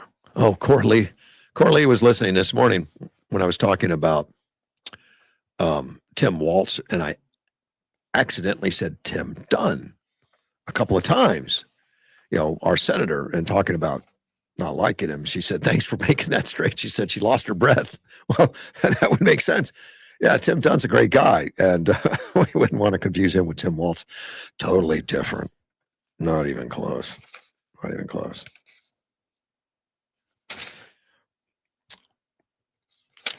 I know when I went to break, Kash Patel came on for a little bit. I was listening to Kash Patel this morning, and maybe it was in my phone. And when I was playing some music, it must have reverted back to that somehow. And I don't know what you listened to, but I know he's talking about a lot of the work he's been doing lately. And one of them that I have an article actually typed up that about election fraud arrest. Now, we keep hearing election fraud arrest. There has been some, by the way. They don't get a lot of highlights and but none of the major ones that we're looking for yet, really. And if you remember right, Trump, and this article, states that, the claims have been investigated and dismissed by courts and election authorities. Trump's lost 61 of 62 cases in court. Kind of true, not really. He never lost a case because the courts never heard the cases. See, they were dismissed due to lack of standing. What that means is we're not going to look at the complaint. We're not going to look at the evidence. We're not going to look at anything you have to say because you don't have the right to bring the case to us. There's no standing, which is ridiculous. And I understand some laws have been in place. Possibly it's going to help in that to where, if you lose an election, you do have a right to bring up, questions and to ask for the courts to intervene. Well, basically, all the stuff that Trump did during the 2020 election, they said, you don't have a standing, you don't have a right to ask questions. Just shut up and accept the results. But what they say in these articles, in this article right here, that he'd lost 61 of 62 cases. Well, those cases were thrown out. I don't know if you consider him losing them. They were thrown out, never heard. Nobody ever judged them. No evidence was ever presented. They just said, goodbye. I guess that's a loss. But it's not the loss that you think it is. It's not like a jury judged or ruled or a judge ruled. Nobody ruled other than you don't have standing. You're not allowed to talk about it. Not in a court, anyway. You can talk about it privately. But Patel says, I would stay tuned this week. You might see a thing or two. He said that on April 19th. Talking about this week. I mean, he's talking about arrest. The arrests are coming. Because the way the article is written is Donald Trump's longstanding and debunked claim that the 2020 election was rigged against him. It was never debunked. It was never heard. It was thrown out of court. He never got his day in court. Maybe Patel's going to give him that. Patel was being interviewed by Bartiromo. I do like her. I think she's pretty straight to the point. She asked Patel what the FBI is doing to investigate the elections he lost to Biden, because every time I see President Trump, he says he's repeatedly, the election was rigged in 2020. I mean, he says it all the time. You've been at the FBI for 14 months. Have you done anything about that? And do you have anything to tell us about that? And Patel says, absolutely, Maria. He's been with the president nearly since day one on this claim that the voter fraud by Democrats amounted to an organized theft of the election. they tried to thwart our elections and rig the entire system. And that is not something I'm going to allow on my watch. Of course, it's been 14 months. You know, I mean, Bartolomew doesn't say that. I'm saying that it's been 14 months, but there was a report on the Atlantic magazine claiming that the alleged excessive drinking and erratic behavior, meaning talking about Patel. So they're attacking him with excessive drinking and erratic behavior, were undermining his ability to lead the nation's premier federal law enforcement agency. And she asked him about that. And he said, I plan to sue the Atlantic for defamation for what he said were falsehoods in the piece, and did so on April 20th. He filed it on April 20th. That's what he told her the day before that he was going to, and he filed a $250 million lawsuit against the magazine and the reporter, Sarah Fitzpatrick. The Atlantic said it stands by its reporting. Of course, if the reporting's true, that's a good way to win your case. Yeah, the truth usually helps. Patel says it's not true. We'll find out if the Atlantic has some evidence of something that tends to drink too much and that kind of stuff. I have no idea. Let's take a phone call. You're on the air. Hey, Russ, sorry to bother you, but I was wondering, because I've been outside again. Uh-huh. Have you talked about those 8 children that were killed in Louisiana? Not yet, but I'm very familiar with it. You notice that there's not much news on there, but there sure is a lot of news about Patel and his drinking. Yeah. You got a travesty of someone killing 8 children. I know. And they're more worried about somebody drinking? Well, they're trying to discredit him because Patel is going after the voter fraud, and they got to stop him. That's what that's all about. It's voter fraud. It's not about him drinking. It's about any kind of wedge issue they can put in there and says, well, you're a drunk, Okay. Well, what I'm saying is they're worried about him drinking. Yeah, they're not. Well, I tell you what, I wonder how many of them guys up there in Washington aren't a bunch of drunks anyway. There's probably some that are, buddy. The way the Democrats are doing with the SAVE Act, they must be drunk because it's a very simple thing America needs. That's drunk on power, buddy. They know the constituents want it. They know everybody in America wants it. Like 80, I say everybody, 80% want it. Yes. They don't care. What was it last week or the week before? 79% of the Democrats want it. Yeah. The Democratic constituents. But they're worried about it. Yeah. What does that tell you, Gilbert? Why do you think they feel so strongly that they're going to buck their own voters? Well, because they're going to have all the illegal aliens no longer being and people that aren't supposed to vote. So it's about cheating the system. Then they want to cheat the system. Yep. Like I said, they're worried about that, and they're not wondering why did that guy kill 8 children. Yeah. And did you notice on this they never mentioned his race? But when a white man shoots somebody, it's all about the race and the type of weapon that he used. Yes, that does seem to follow suit, man. But I saw the mugshot. He looked like a creepy guy. I don't know. That's probably terrible to say, but But you know that he was arrested for pointing a gun towards a school. Then he was, I guess, released, bailed out, bonded out. Oh man. Yeah. I read that last night. Unless it's I didn't read that Facebook Live, but I saw that on Facebook last night. I'm going, what? Actually, they showed the picture of the guy.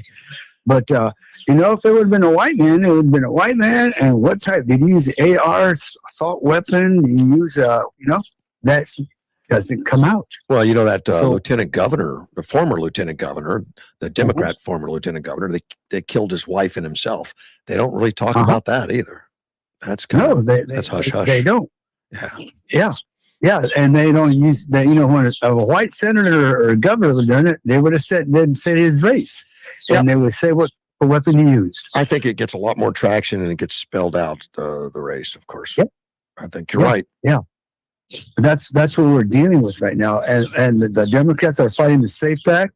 That's what it's all about, and then they do everything and anything. And then you had Waltz in Spain. Oh, he's terrible.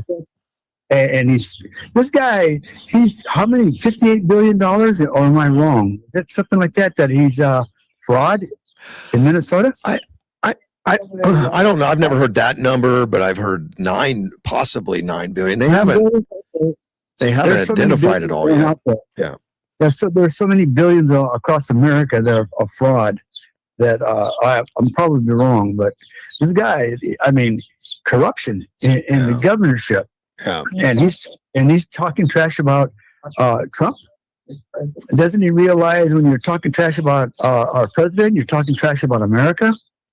He doesn't care. That's where he gets his power, I guess, at least. Yeah. He's attacking the most reason powerful, most successful man in the world, so he must be a big guy himself, maybe.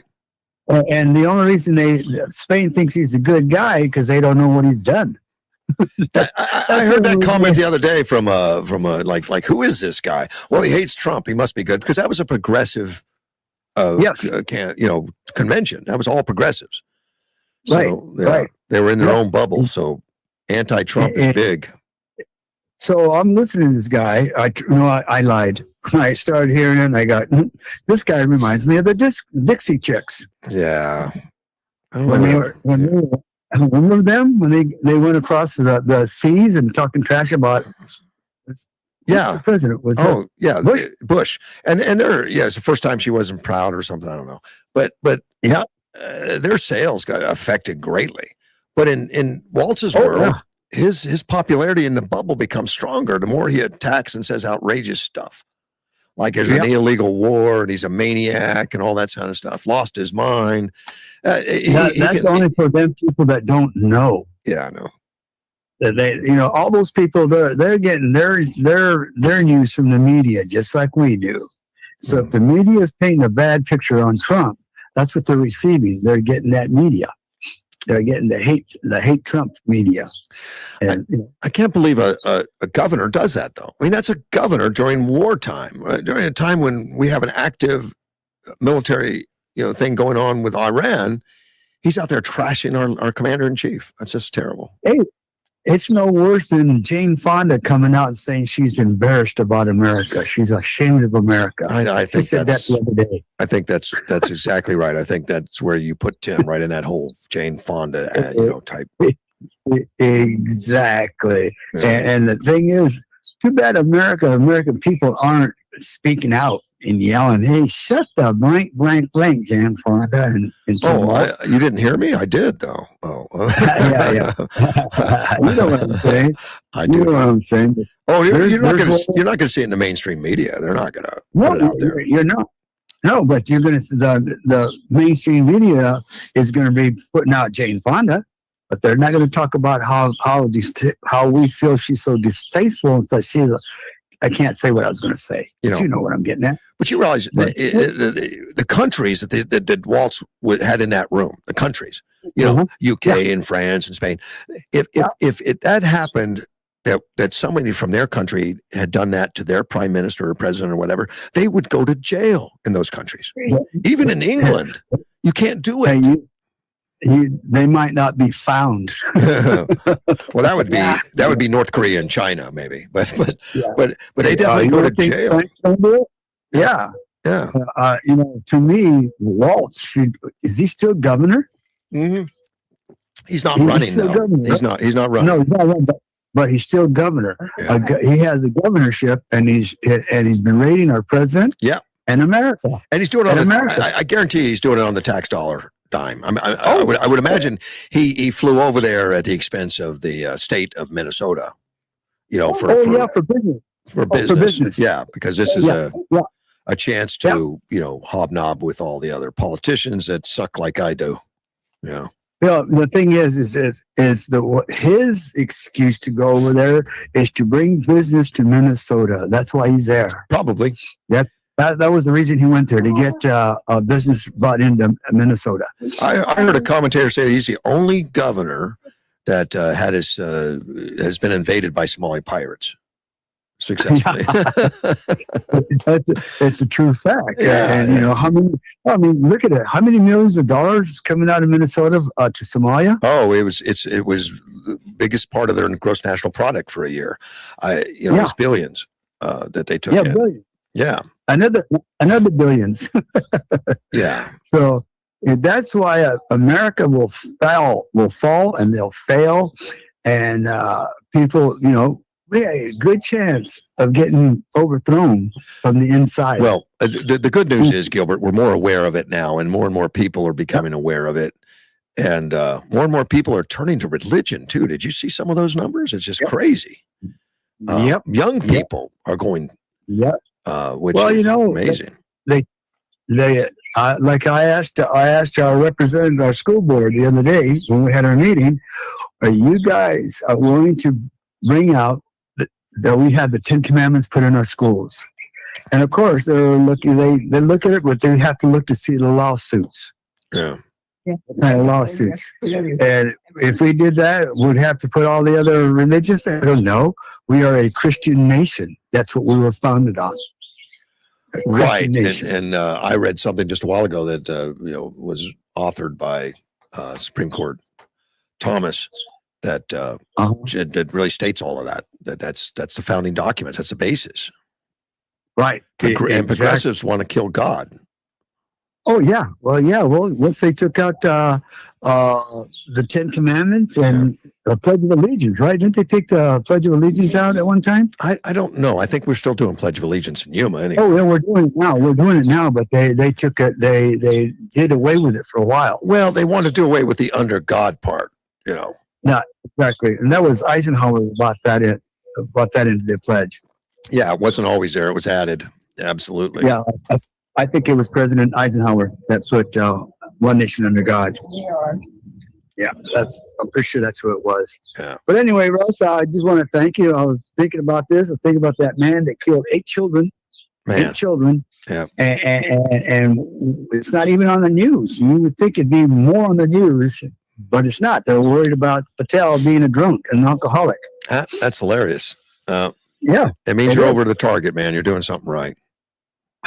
Exactly. Thank you, buddy. All right, Russ. Take care. Have a good day. Bye. God bless. Bye.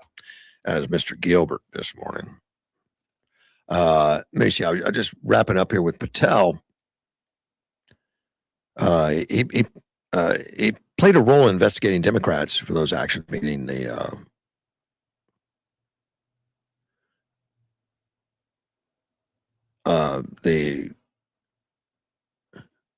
actions. This says, let me see. The Atlantic reported other negative media coverage over the years have been a hit piece done in response to his investigation into alleged anti-Trump actions by officials in the Biden and Obama administration. Okay, and he played a role in the investigating Democrats for those actions, including the investigation into Russia interference in the 2016 election, as a congressional staffer, and then as a national security official in the first Trump administration. Patel says that just shows you that when you're over the target, you keep pummeling the target because the media is going to try and pummel you. We are not going to take this, and I have not taken this line down. Now, remember there was some rumors not too long ago that Patel was, next on the list, that Trump was going to get rid of him, but that went away. I don't know who created that. Maybe it was the media that was hoping so. Bartimaeus,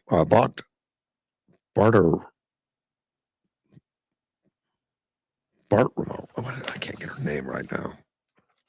Anyway, our audience wants to know why there's never been any accountability.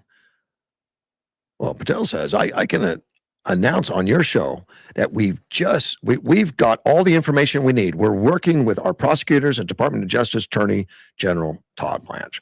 Now, I love that Patel says that, but it kind of makes me cringe a little bit because how many years did we listen to the Democrats saying they had all the information on Trump and the Russias and, Shifty Shift, Adam Schiff would say that like every day. We got it all. We got it all. I saw the evidence and all. It was never any. I don't think Patel's doing that, but still, I think that line's been so overdone. I would hate to use it. And Patel goes on and says, and we're going to be making arrests, and that's coming. And I promise you, it's coming soon. The Trump administration was folding the probe into the alleged 2020 election fraud, into our entire conspiracy case. And we will let the prosecution speak for them. But we have the information that backs President Trump's claim. Well, because it's an ongoing prosecution and investigation, I can't get ahead of DOJ and the president. And see,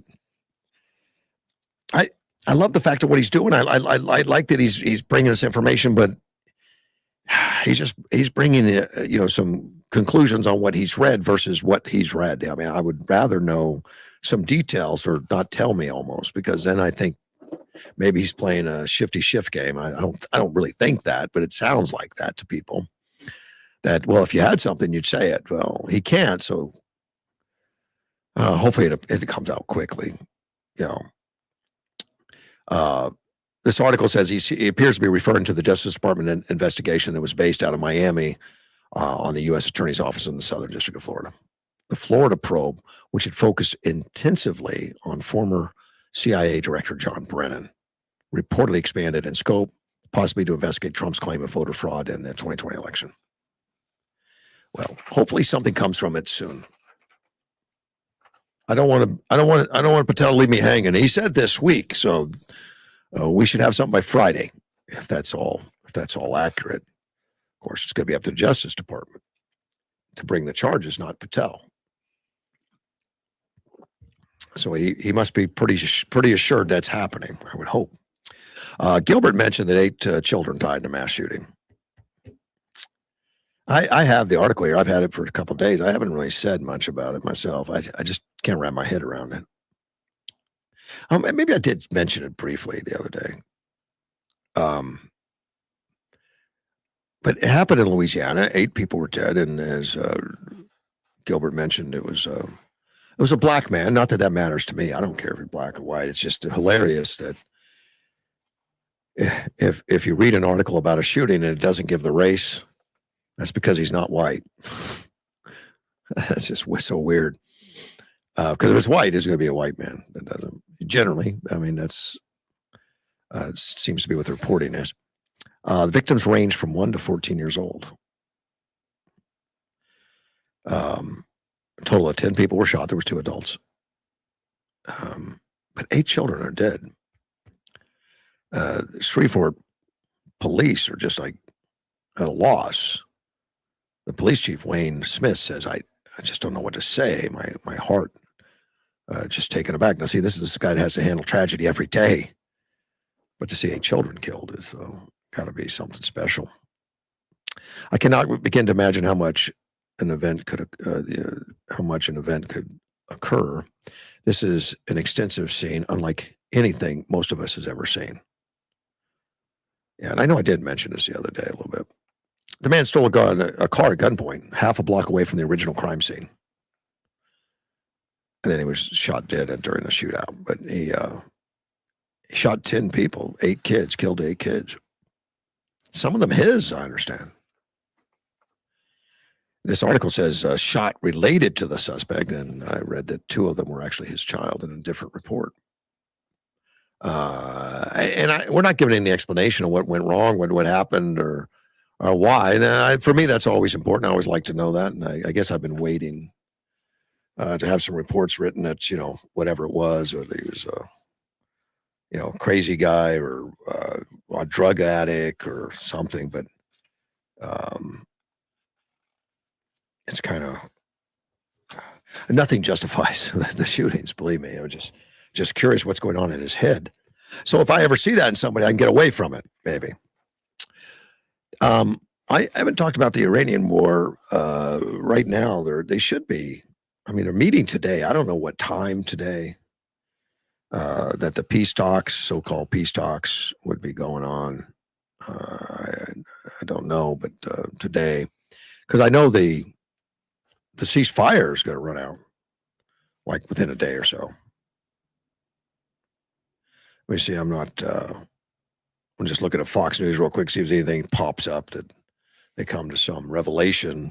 Nothing yet.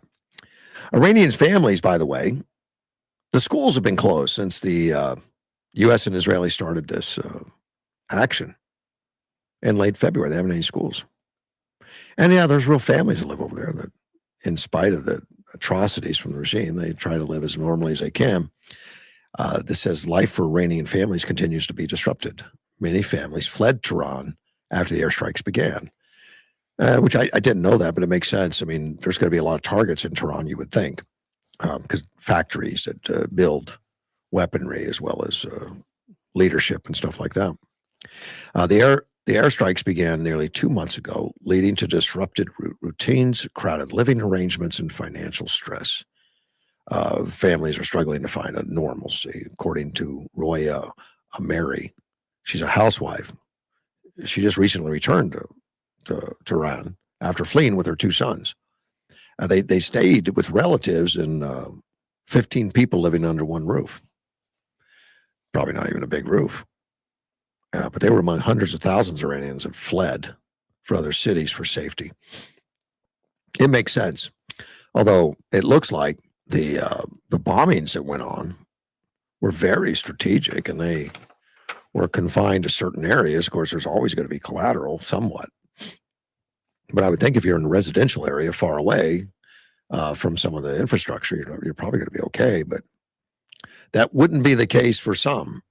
I know in Ukraine, Russians are hitting residential apartments on a regular basis. Seems to be a normal thing. And of course, Iran has been aiming for residential apartments and stuff. But to my knowledge, the United States and Israel have not. There was one incident that there was a girls' school or something that was hit. That I don't know what the investigation showed on that, but that was the reason that was big news is because it was unusual. Iran and United States and Israel do not attack those things. I mean, that's not part of their program. So that became a big deal in that school. I don't know if they ever came up with what exactly happened. The Iranians are talking about damage to the bridge. So I guess life goes on as normal, even though they're in terrible shape. As far as the leadership of the country has been decimated, the infrastructure to build military has been decimated. So far, the power companies and the bridges are mostly intact, which that's dual purposes, what they call dual purposes. And a lot of this noise has been coming out that if they attack a power station, it's a war crime and, you're going to be worse than Hitler and all that kind of, that's just all lies. Every war we've been in, including when Obama, bombed places and everything, it included power stations, it included bridges, it always has, whether it's, Korea, Vietnam, any place that we've done, Afghanistan, all of it. And Obama, when he directed bombings, but that because it's Trump, he gets special treatment. It's a war crime. It's a war crime, obviously international war crime. I guess you say it long enough, some people are going to believe it. But talk to a sensible general or something, and a lot of them go on the news and will speak properly. But the left is so exasperated, like they can't believe it's happening. It's so illegal, it's just illegal war and all that stuff. And you hear it parroted throughout a lot of Democrat shows, which I'm always interested to research and find out, is that a crime? And of course I did. And of course it's not. You cannot target that anything that's a civilian only structure, like apartment buildings and stuff. You can't do that. But if it's a power that's keeping the war machine going against you, even if it also supplies the civilian, if it's a dual use, of course they target that. And they should, I guess, if they're serious about the war effort. The Iran says the B1 bridge that was damaged, and that's one bridge that was damaged and shot up. It's not usable. There's a span that's completely gone in the bridge from U.S. strikes. They said it's going to cost 3.5 trillion tomans. I guess that's the Iranian currency. It's roughly $23 million. And that's going to the head of the company overseeing the construction of the Karaj Freeway on said Monday.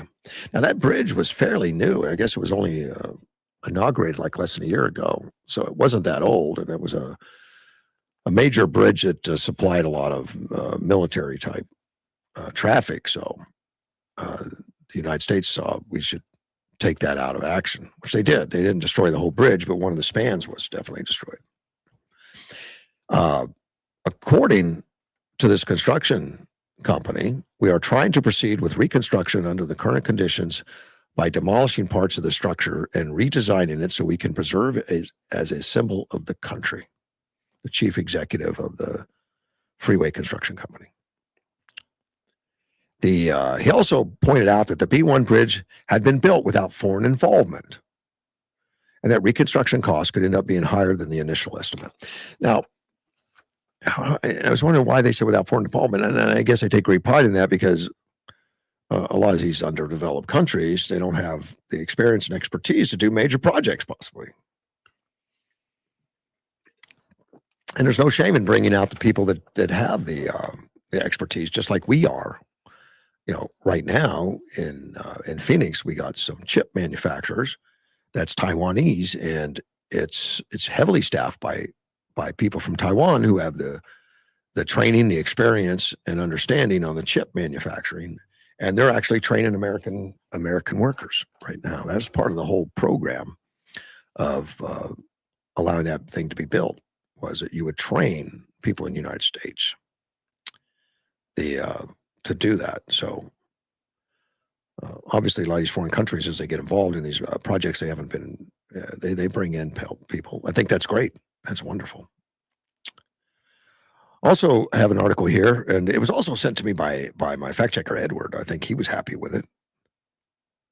That the A10 Warthog service has been extended. Yep. To 2030. Because they keep wanting to retire that A10. And yet right now in the Iraqi war, it's been praised as doing the job that other aircraft can. It flies slower. It's got that titanium tub to protect against small arms fire. And I guess it's real agile. And it works really well when they're patrolling the strait down there, Strait of Hormuz, and be able to keep the speedboats back. That they say it's the best airplane they've got for it. It's the right airplane they've got for it.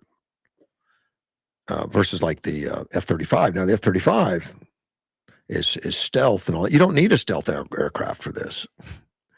The total different rules. Well, they just said, okay, we'll keep them to 20. That's another 14 years. Now remember, they've been trying to kill the A-10 for a long time. John McCain kept it alive. John McCain led the fight to keep the A-10 in service. Of course, we have a lot of A-10s in Arizona. I'm glad they're keeping it. I think it's just an awesome plane. It kind of looks neat too. I think it looks so unique, looks so different. But apparently the role is really different. That's the reason they're keeping it. It's an attack aircraft. And it's going to be kept, according to the Air Force Secretary Troy Minnick. He said that on Monday. This preserves combat power for the defense industrial base, works to increase combat aircraft production. Thank you to POTUS, Trump, for your unwavering support of our warfighters and quick, decisive leadership as we equip our force. More to come. So they find it as still a very powerful weapon, even in today's day and age. There's a need for it, for the ground support and that kind of stuff. So maybe it'll outlive the B-52. The B-52 has been around, since the 50s, the 1950s, and they're still flying that thing. And I know there's been talks in the past about, retiring it. That thing's 70, 80, 70 years old. I mean, generations have been flying the B-52. Of course, it's probably a totally different machine now as far as electronics and what it's capable of doing, but it's still the same structure, still the same frameworks. I think, I don't know, is it the same engines? I think I've heard there's going to be an upgrade to the engines, or maybe it was done because the engines are old. I don't even know how they get spare parts for those things. Let me see, Schumer. Still ranting and raving, trying to force a war powers resolution. Chuck Schumer said this today, that the Senate Democrats will force another vote on legislation looking to limit U.S. involvement in the war with Iran. Tomorrow, Senate Democrats it's just like they're rooting for Iran right? And these are the same one that are just, wearing Ukrainian pins and stuff and wanting to push that Ukraine war and embrace Ukraine. But a lot of these Democrats have Ukrainian flags. I'm not anti-Ukraine. I like Ukraine, but a lot of them put their Ukrainian flags in their offices and stuff, and they wear lapel pins for. And by the way, Ukraine bombs a lot of infrastructure, oil infrastructure, power lines, train derailments, bridges. In Russia, they try to stop Russia from building their war machine. Never a peep from them, except send them more money, send them more. And now Trump, they're threatening war crimes for just talking about it. It's a weird world we live in. Well, Schumer now wants to put a limit to the war powers, The Senate Republicans cannot sit on the sidelines while our service members are risking their lives on the front lines.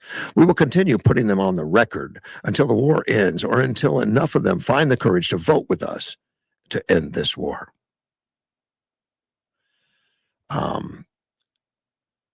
Senator Tammy Baldwin out of Wisconsin says a day before the 2-week ceasefire with Iran expires, and now war powers resolutions have failed in the Senate in recent weeks, but Democrats say they will continue forcing votes every week. I guess they want to put everyone on record, which is, I guess, fine.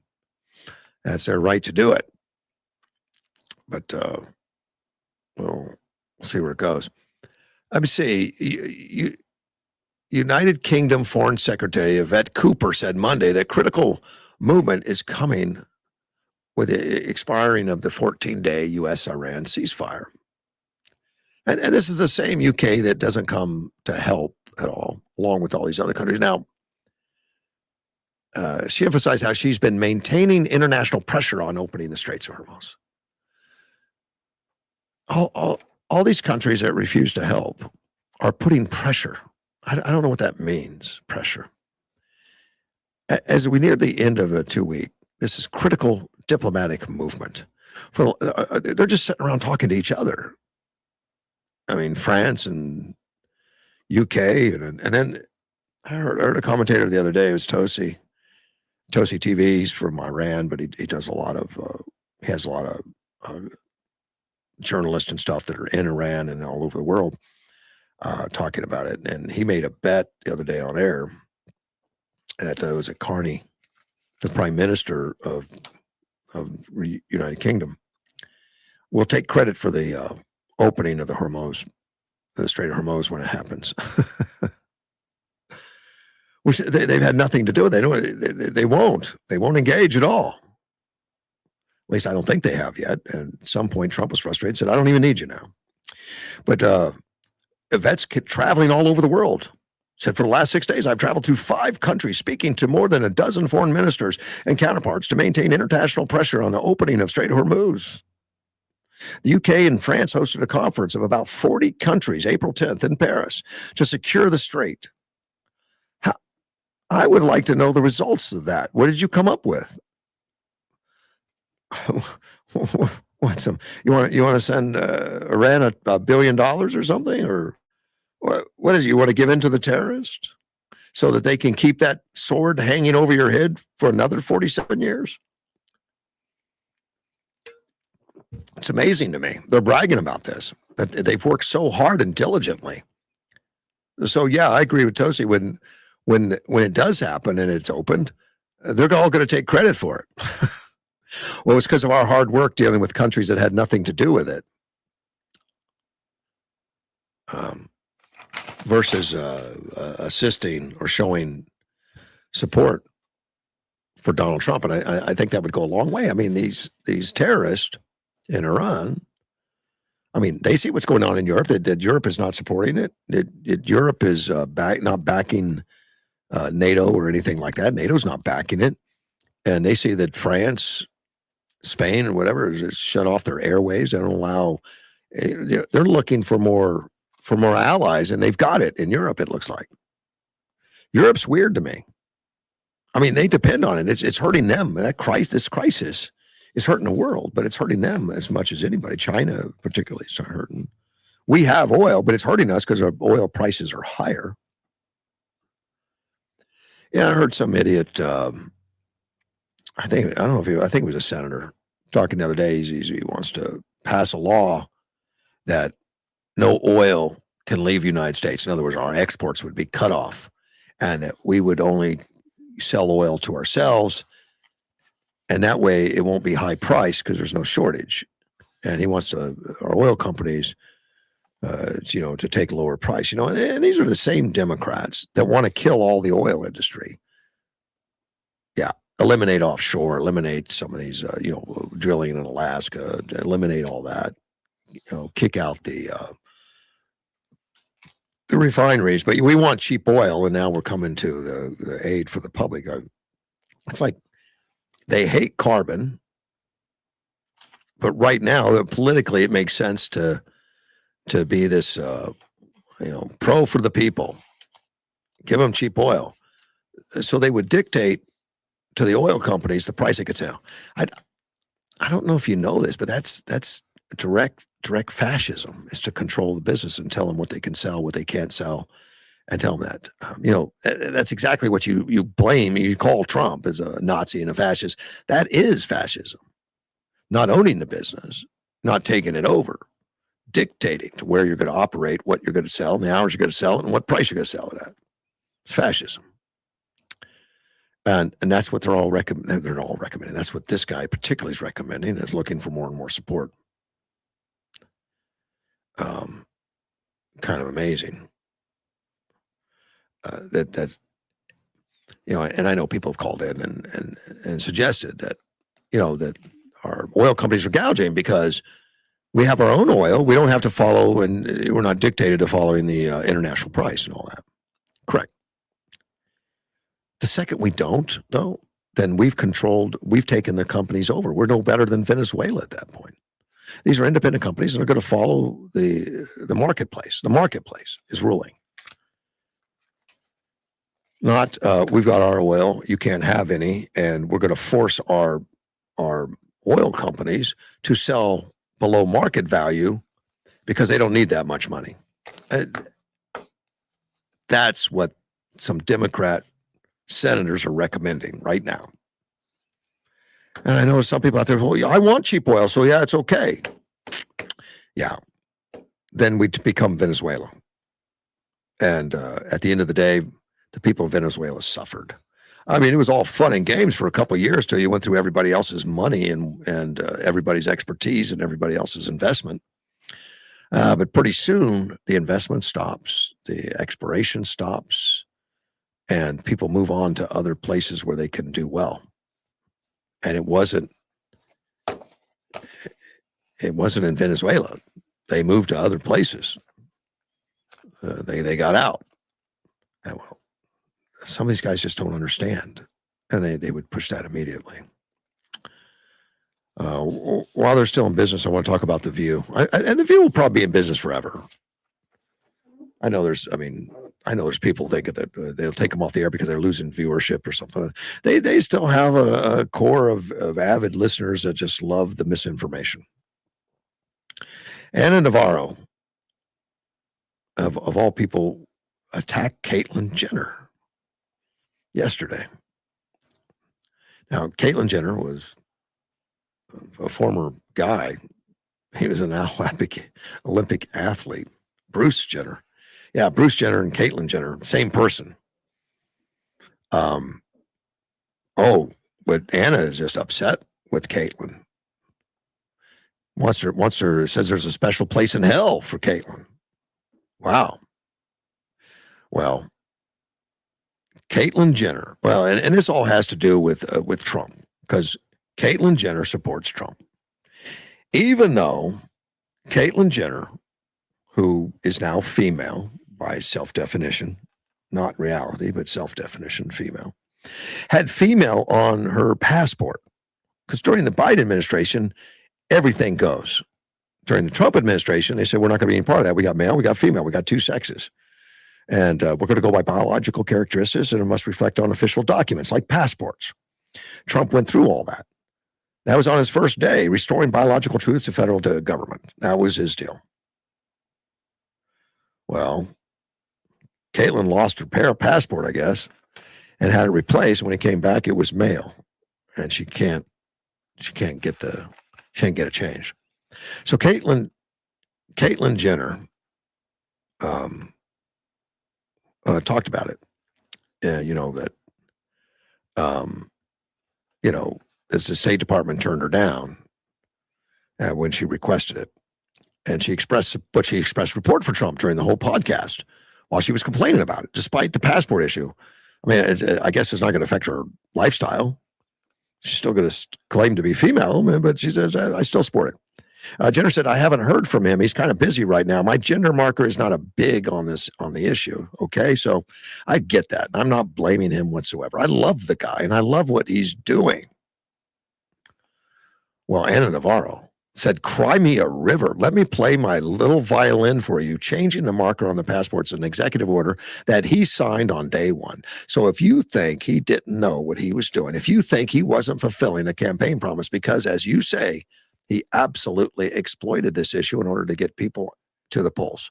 I think there's a special place in hell for people who care only about themselves and don't care about the effects on others. I don't know what the effects on others is going to be if you claim you're female and says male on your passport. I don't know if that. Well, you're not getting into my country. I don't think so. I don't know, but I like the fact that we're not playing into the fantasy that you can change sexes, and that federal governments are going to stay federal governments. And if you want to do something privately, go right ahead, do it. Call yourself whatever you want. They say Hunter Schafer is a transgender actor and star on the HBO series Euphoria. I've never seen it. I probably won't. In February 25, that her new passport was issued with a male gender. Oh, she's one, and she lost it. Her passport was stolen. Maybe it wasn't Jenner lost it, but she had the same problem. Now, Schaefer transitioned to female when she was a teenager, said her original passport identified as female. The new one received marked male. She wasn't posting the video to create drama, fear-mongering, or receive consolation, but rather because she thought it was worth noting the reality of the situation and what is actually happening. Like it's the end of the world. It was for Anna. She wants Caitlin to go to hell. I guess she's entitled to her opinion. It seems aggressive. Trump, I mean, this article really surprised me. This is about gerrymandering. This article is about gerrymandering. It's going on in Virginia. And I think most of us know what's going on in Virginia, that they want to do a gerrymandering at the last minute here to change a state that's about even. It's a little more heavy Democrat than it is Republican, but not by much. And it goes back and forth. It's kind of a blue state. They want to gerrymander it to where the representatives would be 10 Democrat districts and 1 Republican, which is not representative of the Commonwealth there. Right now, the Kamala Harris in 24 got 51.8% of the vote, and Trump got 46.6. So it's pretty evenly split. It's not that far off. Where right now, and that's about the way the House of Representatives is too. It's about the same way. Well, Democrats are asking them to redistrict right now. I think it's on a ballot issue or something. Now, it's a mid-decade redistricting proposals, and I'm seeing gerrymandering that will wipe out all but one GOP-leaning congressional district in the state. And, of course, they claim it's all done in the name of democracy. The proposed districts are extreme, running from heavy populated blue areas deep into rural red areas. So it'd be look like Arizona now. You know, we're all attached to Maricopa somehow. Federal government employees in Arlington and Fairfax will essentially dictate the congressional representation because, Arlington and Fairfax are, heavy Democrats. So they're not going to make them a district. They're going to, spider web it through to where they they can influence every district or most every district and put in farmers and shopkeepers that are like 100 miles away, much like we have in Arizona. Well, local airwaves have been complaining and talking about it, and stating their attack.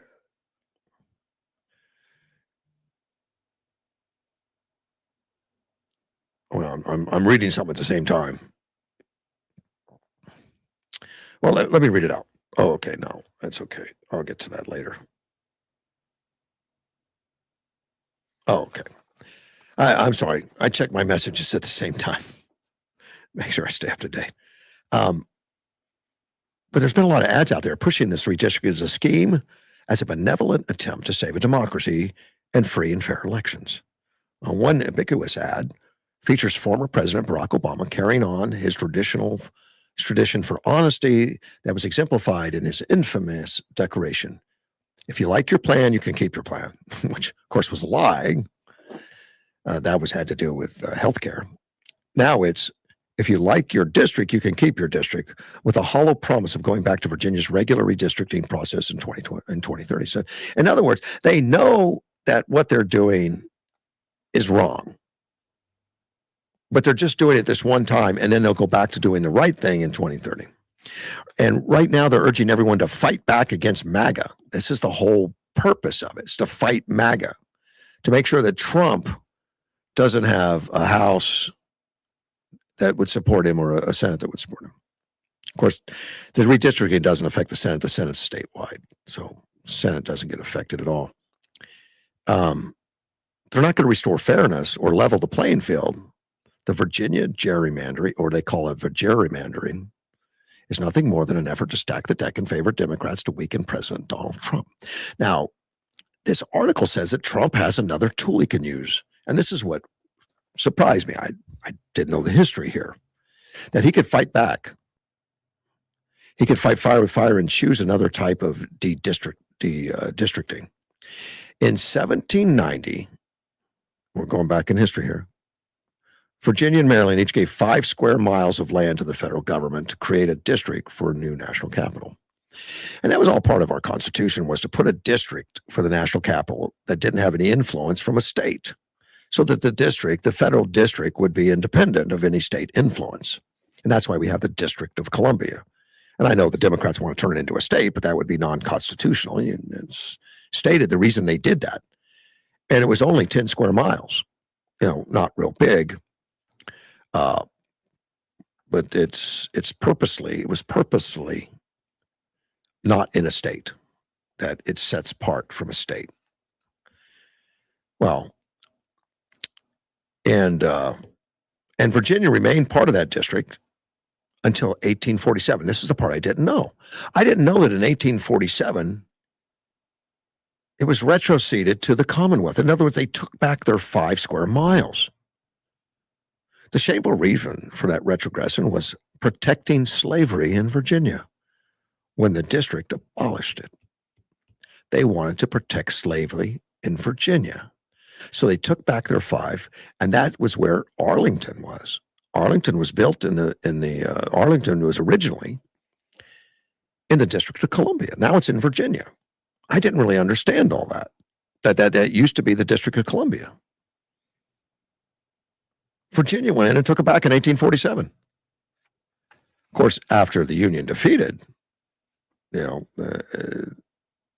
the Civil War, they won. They didn't do anything about it. Other presidents, including William Howard Taft, have considered retrocession unconstitutional and wanted to reclaim the land for the district, but the Supreme Court has never been asked to weigh in. They've never been asked. In other words, the state gave it up and said it belongs to the District of Columbia, and then they said, never mind, I'm going to take it back along with all the things that's on the property, I guess. President Trump could issue an executive order declaring the slavery-motivated retrocession unconstitutional. That would be exciting and interesting.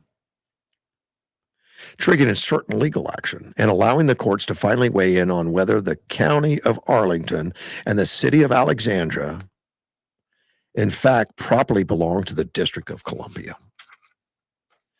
The order would be better legal footing than many of President Joe Biden's most egregious orders. Probably true. And that's some of the deepest blue areas in the entire state. I mean, that place is Democrat on Democrat. It's loaded with federal and government employees, bureaucrats, stuff. Residents of this region should feel right at home as part of DC. I think that would be awesome. Of course, it's also it's one of the richest places too. It's one of the richest counties. Those bureaucrats make a lot of money. There's a lot of money out there. I think DC should take it back. That would be amazing. If Virginia Democrats redistricting succeeds, President Trump should redistrict Virginia. I like it. I don't know if that's something that's even been discussed or talked about in the circles of Donald Trump, but if it hasn't, it should be. Put it back where it belongs. It was given as a District of Columbia in 1790. How dare you take it back because you wanted to keep slavery? It was a slavery issue. They should put it back.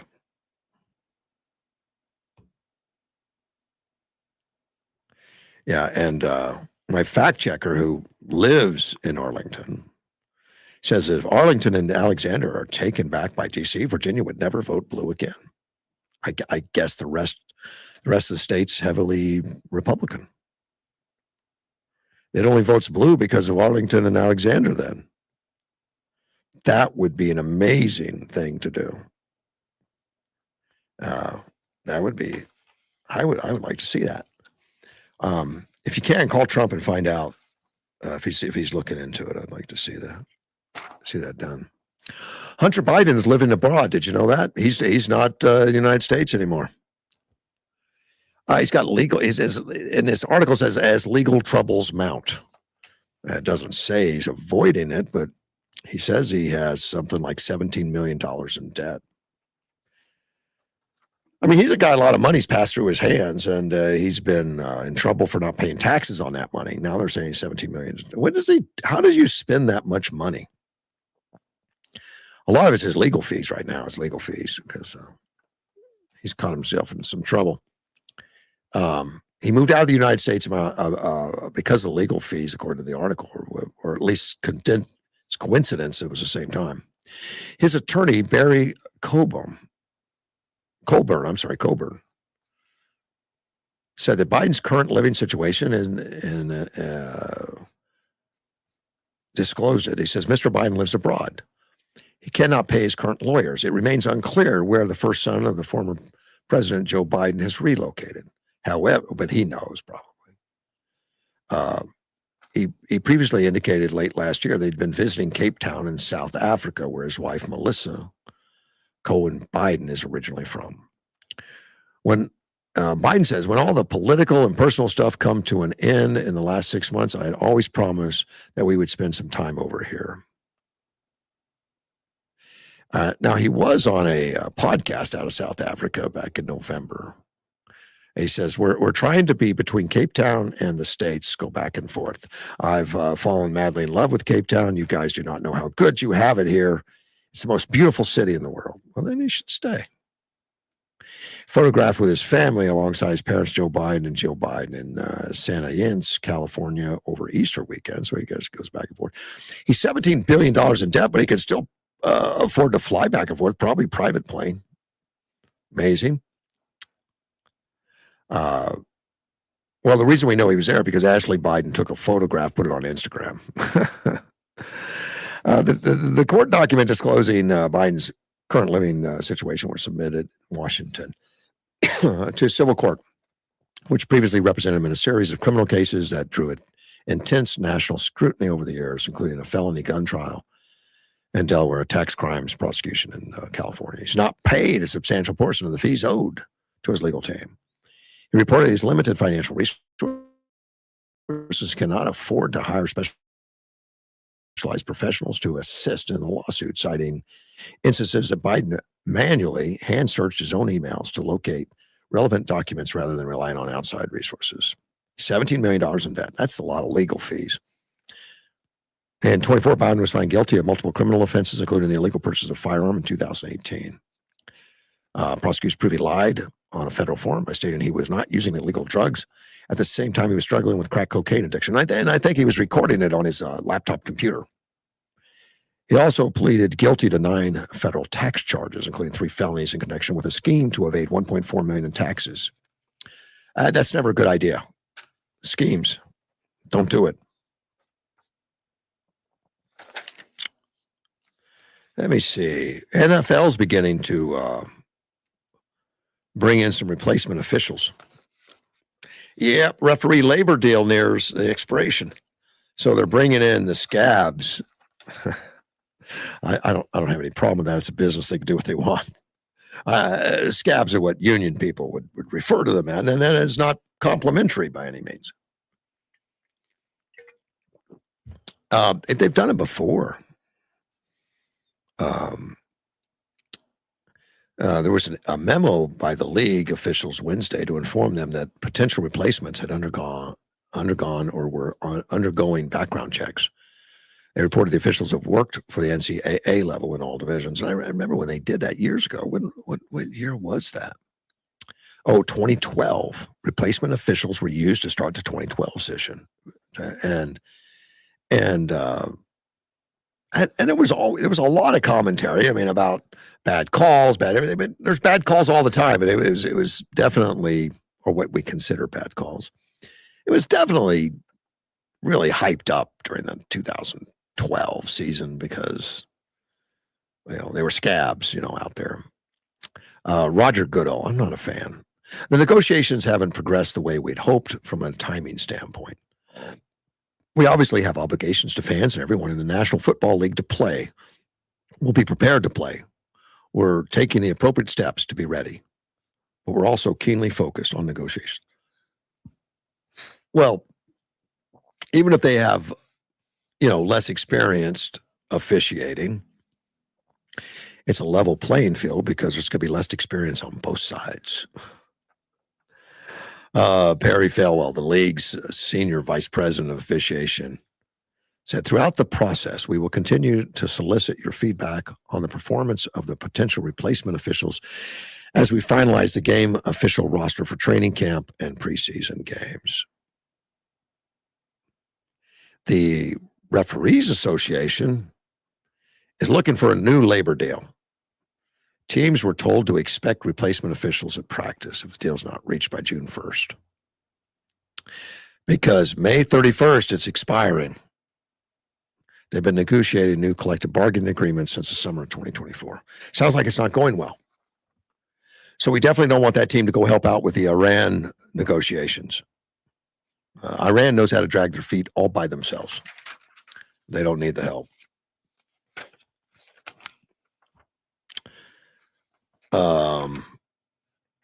Vaping.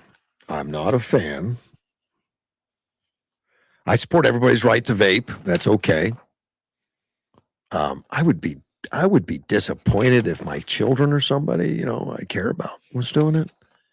And I know for years people have said it's just water vapor. It's not going to hurt you. And that's not true. But I think we didn't know at first. I mean, we know more now that it's not a good thing. This article is anecdotal. It's about one person mostly. She lives in Manchester, United Kingdom. Vaping at the age of 15. She's now 22. Kaylee Boda, 22. She's got 18 months to live. Yeah, 18 months. She said a few months after I switched from reusable vapes, she's been vaping since she was 15, to disposable ones, I started coughing up brown, grainy mucus. Doctors turned me away 8 times with a chest infection. Then I started coughing up blood. So they did x-ray and found a shadow on my lung.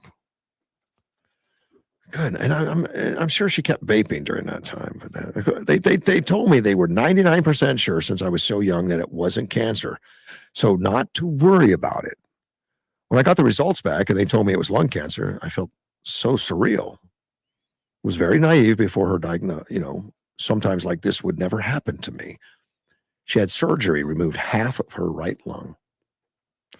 After the surgery, started chemo, had a terrible reaction to it, couldn't lift my head up, throwing up blood, urinating blood, couldn't eat, couldn't sleep.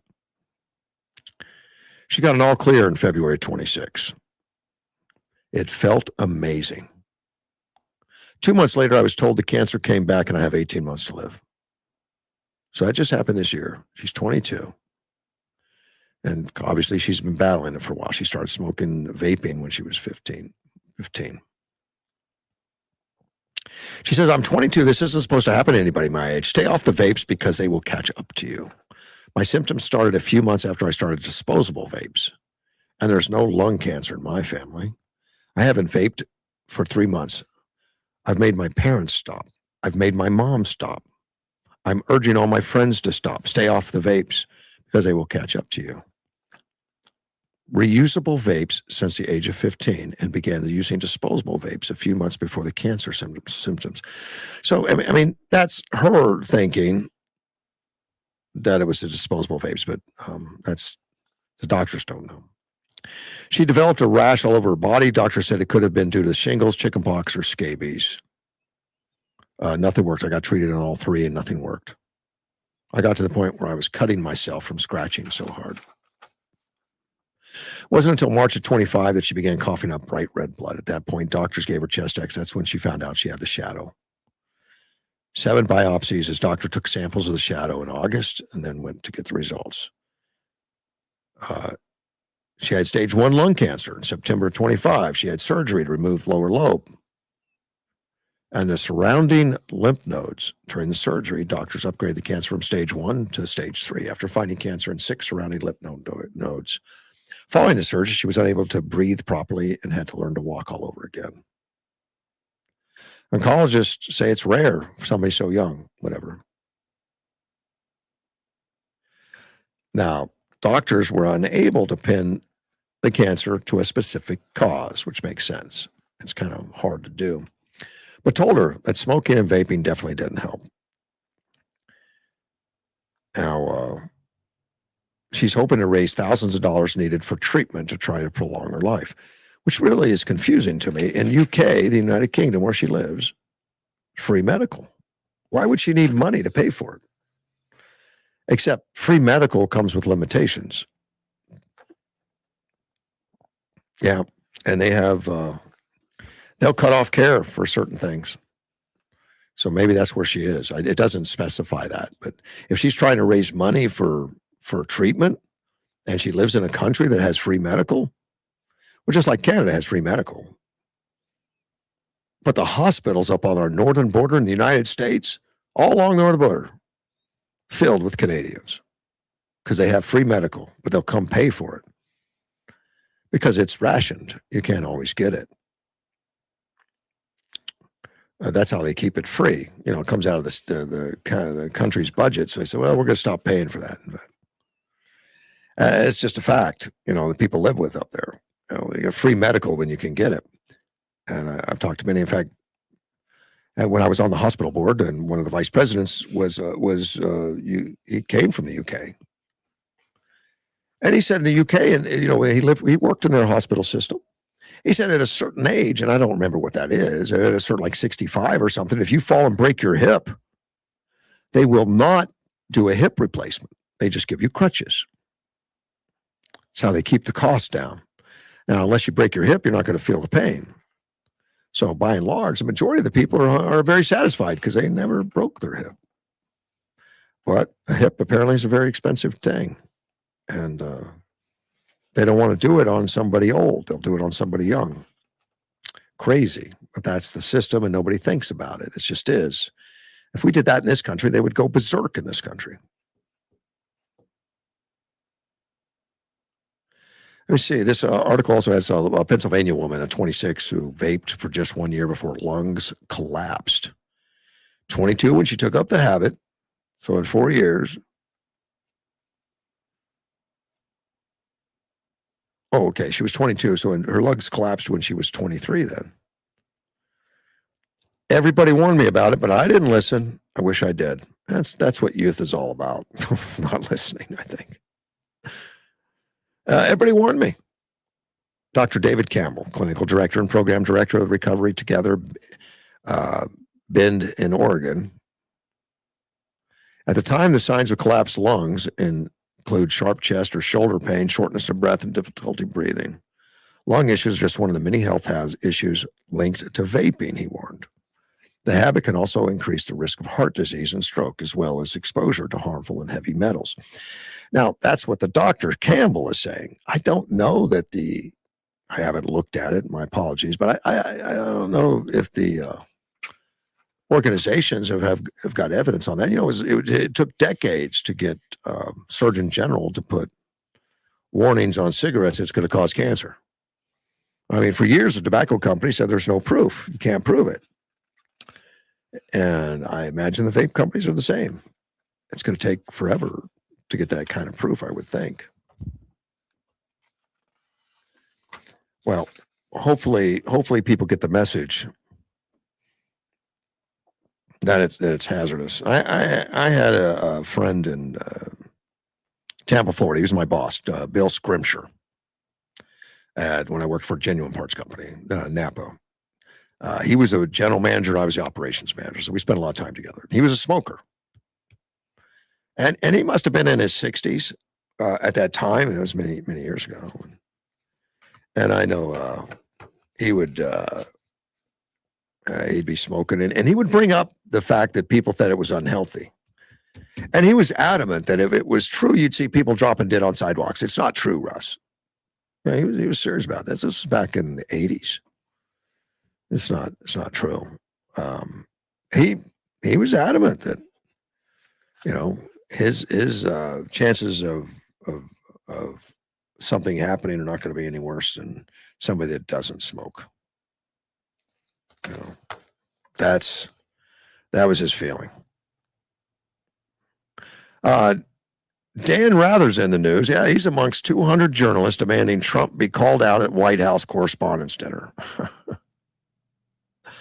200 journalists are signing this. Now, the White House Correspondents' Dinner is kind of a tradition. I don't know how long it's been going on, but it's going on many years, where it's the White House Correspondents' Dinner. So generally the president attends, and they roast him a little bit. Trump never went in his first year because he didn't like the press, and they're brutal to him. They don't give him a fair break, and he wasn't gonna show his face at the dinner. I respect that. You know, he says, but these journalists, because they know he's coming to this one, and I don't know, and it wasn't in this article, if there's been any kind of arrangements or agreement that he's not going to be roasted. I don't know that, but let me read you the letter that these guys put together. It says, we, the undersigned, call upon the White House Correspondents Association to use the occasion of the White House Correspondents' Dinner to forcefully demonstrate opposition to President Trump's efforts to trample freedom of the press.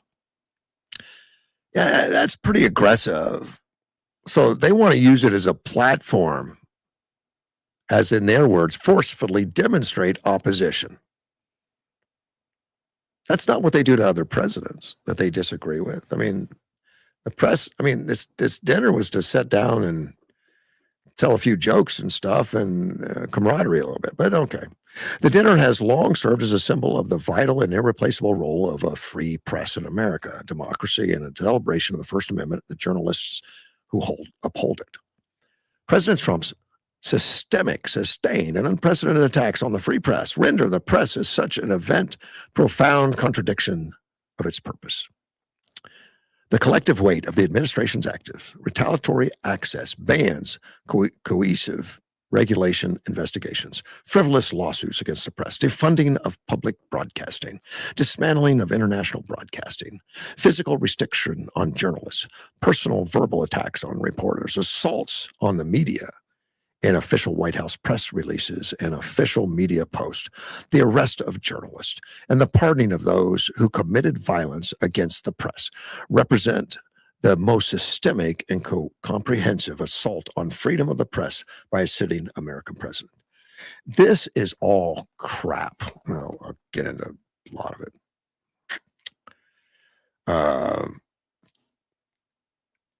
Threats to the press from the podium speak forcibly in front of the man who seeks to undermine our country's long tradition of an independent, strong, and free press. We also urge the White House Correspondents Association to reaffirm without equivocation that freedom of the press is not a partisan issue and that the association will not normalize this behavior, but instead fight back against any office holder who has waged systemic war against the journalist whose work the dinner celebrates. Cited by Dan Rather, Sam Donaldson, Ann Curry, PBS correspondent Stephanie Sides, name a few, but 200 of them signed it, that hate Trump. First of all, free press is fine. Anybody can speak. Anybody can. Now, if you start attacking the president with lies, he can sue you because he's still an individual and he's protected on that civil. That's not lack of freedom of press. That just means the press can't get away with stuff any more than an individual can. And I'm sure that's what he's talking about when attacking the press with frivolous lawsuits. If you want to talk about attacking somebody with frivolous lawsuits, nobody's been attacked more than Trump on frivolous lawsuits and that are really frivolous. I mean, some of the stuff that CBS and ABC and stuff have done have been horrendously frivolous. And he wants to use this correspondence dinner to attack President Trump. Well, unlike other countries, we still have freedom of press. No one's going to go to jail for that. And he mentions that the people have gone to jail or I think it was what he said, to jail. The arrest of journalists. I'm not jail. It says arrest of journalists. Yeah, there's been a journalist arrest, but not about what they wrote. You have to be doing something else. And he's complaining about the pardon of those who committed violence against the press. I don't know what that's in reference to. What this is about, Dan Rather hates him. I mean, he's a radical left, but he hid it for a lot of years, but he's radical left. And of course, he lost his job from CBS for airing erroneous reports about President George Bush on false documents. And then he says, even though the documents were false or something, the accusation, or his words were still true, even though he based it on a document that wasn't true. This will be the first time Trump is going to the annual press gala.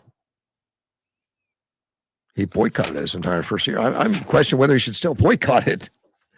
If this is the way they feel about it, that he's attacking.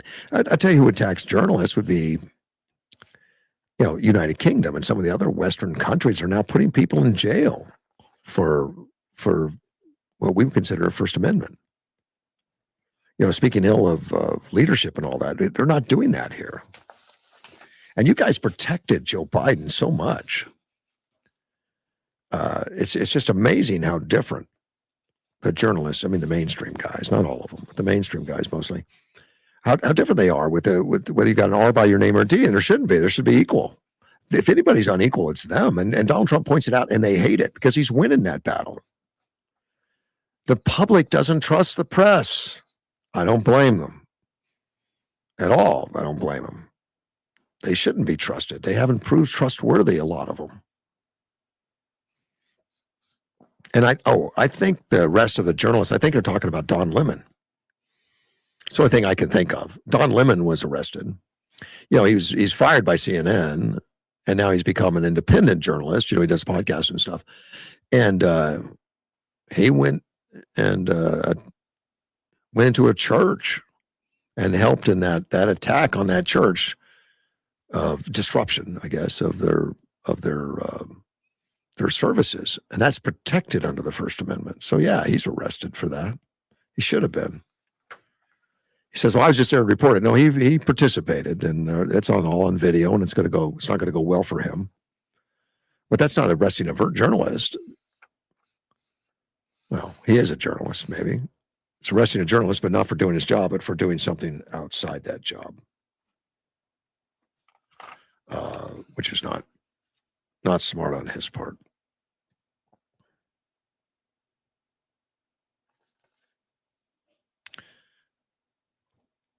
A Democrat candidate, I say Dem candidate, Democrat, getting some bad social media comments because the actions she did. She's running for Senate in Michigan, Mallory McMorrow, and she did a dance at the state Democratic convention on Sunday, dancing alongside a marching band as her entrance into the arena.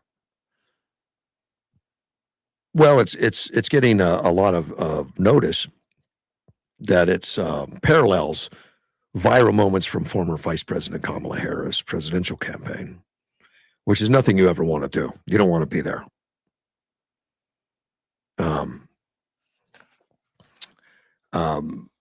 Let's see, one of the accounts following right in the footsteps of the queen of losing primaries on one person on social media. Harris had a viral moment in 2019 when she joined a string of students who were energetically dancing to a marching band in Iowa as she looked to lock down the Democratic nomination that year. She was also spotted dancing with marching bands at other events in South Carolina that same year. This is one of the libs of TikTok. Remember the libs of TikTok? They make fun of liberals. Put it out on X saying, "This is Mallory McMorrow. She's running for U.S. Senate in Michigan. This is how she entered the Democratic Party convention. The theater kids are in it. The theater kids are at it again." Nobody responded to any questions from the media, either from Kamala Harris or from McMorrow. This race is open. Stevens, Representative Haley Stevens, a Democrat in Michigan, is a 4-year term member of the House of Representatives, is one that's vying for it. He leads in fundraising at $8.8 million. McMorrow is at $8.6 million. El Said is at $7.6 million.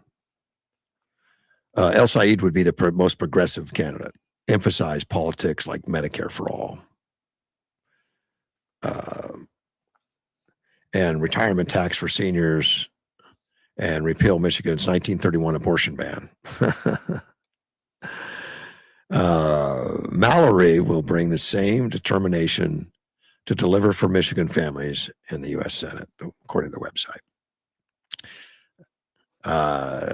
McMorrow, the dancing one, Mallory, she's been endorsed by Senators Chris Murphy out of Connecticut, Martin Heinrich, a Democrat out of New Mexico, and Elizabeth Warren out of Massachusetts. So she's popular, maybe for her dance steps. I don't know, but that's how she entered the arena. I guess like it's an MMA fight or something. You know how the boxers always come in with a lot of fanfare and stuff, waving flags and loud music and stuff. Except they actually had a marching band with them.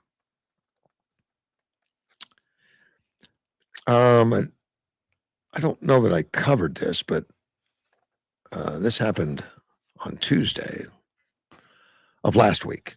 Attorney General Todd Blanche announced it as the launch of the National Fraud Enforcement Division. They're currently handling 8,000 fraud cases nationwide. Something the left doesn't want handled. The left the district attorney was spending a lot of time with the PTA, the moms and everything that didn't agree with transgender stuff and like that. They were going after that, and J6 people, all the stuff that, terribly dangerous. This volume represents only a fraction of the total illicit activity. So the Department of Justice is supercharging its efforts under President Donald Trump's leadership, working close coordination with the newly established task force to eliminate fraud, led by Vice President J.D. Vance. Because of this administration's leadership, fraudsters, scammers, tax cheats, and anyone who lies to get rich off the generosity of American people should be on notice. The department has a lack of comprehensive and coordinated approach, specifically tailored to investigate and prosecute the theft of taxpayers' dollars. And that's according to Blanche. She said that the DOJ has not efficient. It says, with over $1 trillion at stake every year, threatened by increasing sophisticated and opportunistic fraudsters, the time for this comprehensive and coordinated approach is now. It said the core mission of the division will be to zealously investigate and prosecute those who steal taxpayer dollars and rip off American people. There'll be an additional 93 prosecutors in every district across the U.S. devoted to the mission of combating fraud within the division.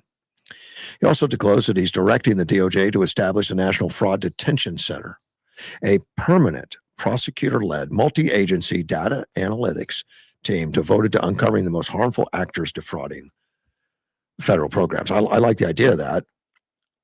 Sharing information, multi-agency, that's something Elon Musk looked at, the inefficiencies of the federal government that don't even communicate with each other, and trying to bring that all together. Hopefully they could do that.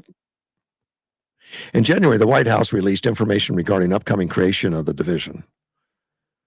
Yes, they did. The release stated that to combat rampant and pervasive problems of fraud in the United States, the division will enforce the federal crime and criminal laws against fraud targeting government programs, federally funded benefits, businesses, nonprofits, and private citizens nationwide. And of course, it's all been exposed. The child care fraud in Minnesota, hospice care fraud in California, and the suspected hospice fraud has reached an estimated $198.1 million. Of course, California has an answer to their fraud. Yeah, the Nick Shirley Act, making it illegal to report on it because it's harassment to report on our fraud. It's just amazing, California. Amazing. They'll tell you right up front who they are. I don't know if anyone's heard yet about anything to do with the peace talks. Nope. I would think it would be front page, but I'm not seeing anything yet.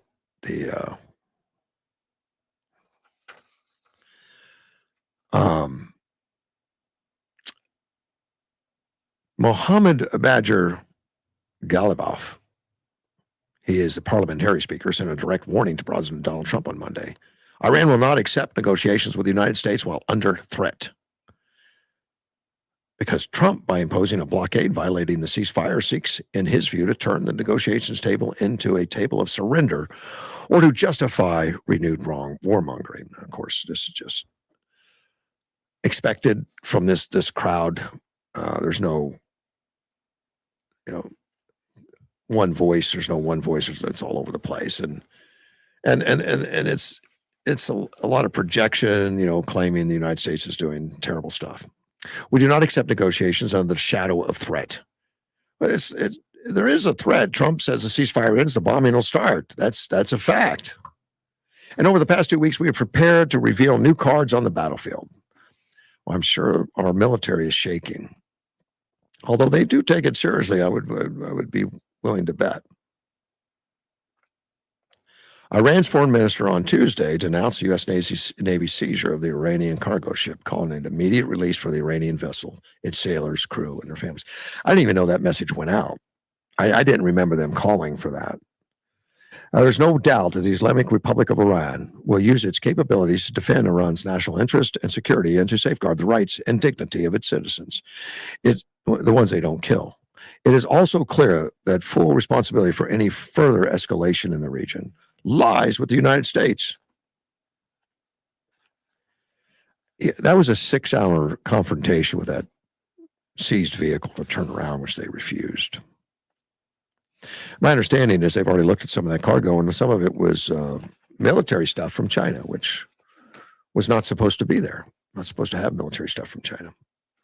Apparently they do. Budget U.S. airlines are asking Congress for help. Yeah. The CEOs of budget airlines are meeting with Transportation Secretary Sean Duffy. Meeting with him today. They're asking Congress for temporary tax relief. I personally don't like that idea. Taxes are just taxes, but I don't think that's the way to lean on all that kind of stuff. But to offset the increasing jet fuel costs, jet fuel costs has been way up because of this oil stuff. The embargo and the Strait of Hormuz and all that. The group represents Spirit Airlines, Frontier Airlines, Elegant, Air, Sun Country, and Avelo. They're asking congressional leaders, urging lawmakers to pass legislation suspending the 7.5% federal excise tax on airline tickets and 5.3% segment tax. I'm just not a big fan because those taxes I'm sure go into paying for airports and paying for all that other stuff and keep the lights on and all. I don't think you can say we could just do away with that. Waiving the fees would offset about 1/3 of the incremental cost of the higher jet fuel. Well, the answer is, and they're not going to like this, the answer is you charge more if it costs you more. That's not what they want to do because they know that less people will fly. Well, that might be the case, but I don't think the right way to go is to not pay for the facilities and the things that you use through excise tax or federal excise tax. The group's executive director, Jonathan Frey, wrote, absent relief, sustained fuel cost pressure will translate into higher total trip costs for passengers. While base fares are often the most visible component of ticket prices, airlines may increasingly be forced to rely on raising the cost both of fares and ancillary services to offset fuel costs. The spike in fuel prices has led airlines in North America to raise baggage fees and reduce flights, which is true. Well, they've reduced flights because there's probably fewer people flying. We're all feeling a pinch. And sometimes flying is recreational. It's not always required for business. And I noticed the baggage fees. I remember reading some of those articles came out. I mean, they raised them quite a bit, the baggage fees.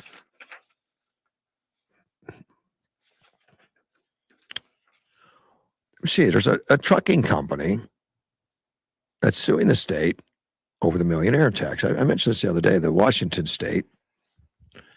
I mean, they've coming up. I mean, a lot of these progressives are now going after millionaires and billionaires. I mean, that seems to be the progressive answer. Like, we spend way too much money, but if we can get it from the billionaires that don't need it, we can continue to spend way too much money and not go after fraud. I mean, they don't mention the fraud.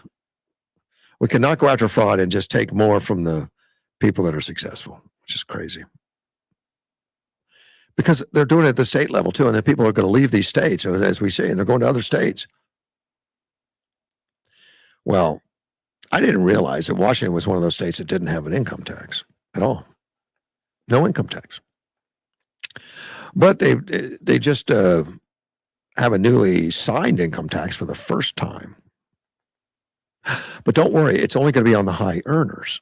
And that's not the way everything starts before it isn't. Because the real money comes in the middle class because there's just so darn many of you. That's where the money is. So you wouldn't have to charge 9.9% because there's so many of them. You can charge 1% and get better results. But anyway, they signed an income tax on the high earners. They want 9.9% on everybody that makes more than $1 million.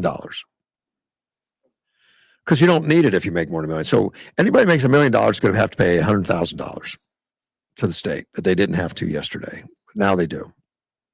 $100,000. No big deal. You could afford it. It's just nuts. It passed on March 11th, signed by the governor, Bob Ferguson, on March 30th. Well, it's going to hit millionaires. And some people think of millionaires just sitting in their vault. Well, a lot of it's business. It's business people. Washington State is already very unfriendly to small businesses, and this is according to this truck driver, Kurt. Kurt says he had the new tax would impact his ability to invest in his employees and equipment for his business. That's where it goes. If I give them $1 an hour raise, I mean his employees, that's over $2,000 by the end of the year. So it really limits my ability to continue to grow my company and pay my team livable wages. Washington has treated income as property. And that's following a 1933 ruling by the state Supreme Court that means that under the Washington state constitution, income must be taxed uniformly and capped at 1%. Well, it looks like, or it sounds like to me, that this is not taxed uniformly. If they're only doing people that make $1 million, it's not. And it's not capped at 1%. It jumped right. It started right off at 9.9, so they can say it's not double digits. But in spite of the laws, the Washington Attorney General's office stood by the new law, even though the Constitution says you can't do it. Well, he says we will be defending the constitutionality of the law in court and expect to prevail. We'll preserve our legal arguments for this anticipated filing. The Citizens Action Defense Fund, it's a watchdog group. It helps Washingtonians hold state and local governments accountable. Their attorney, Rob McKenna, and former Washington State Rep Phil Talmadge are working on the case.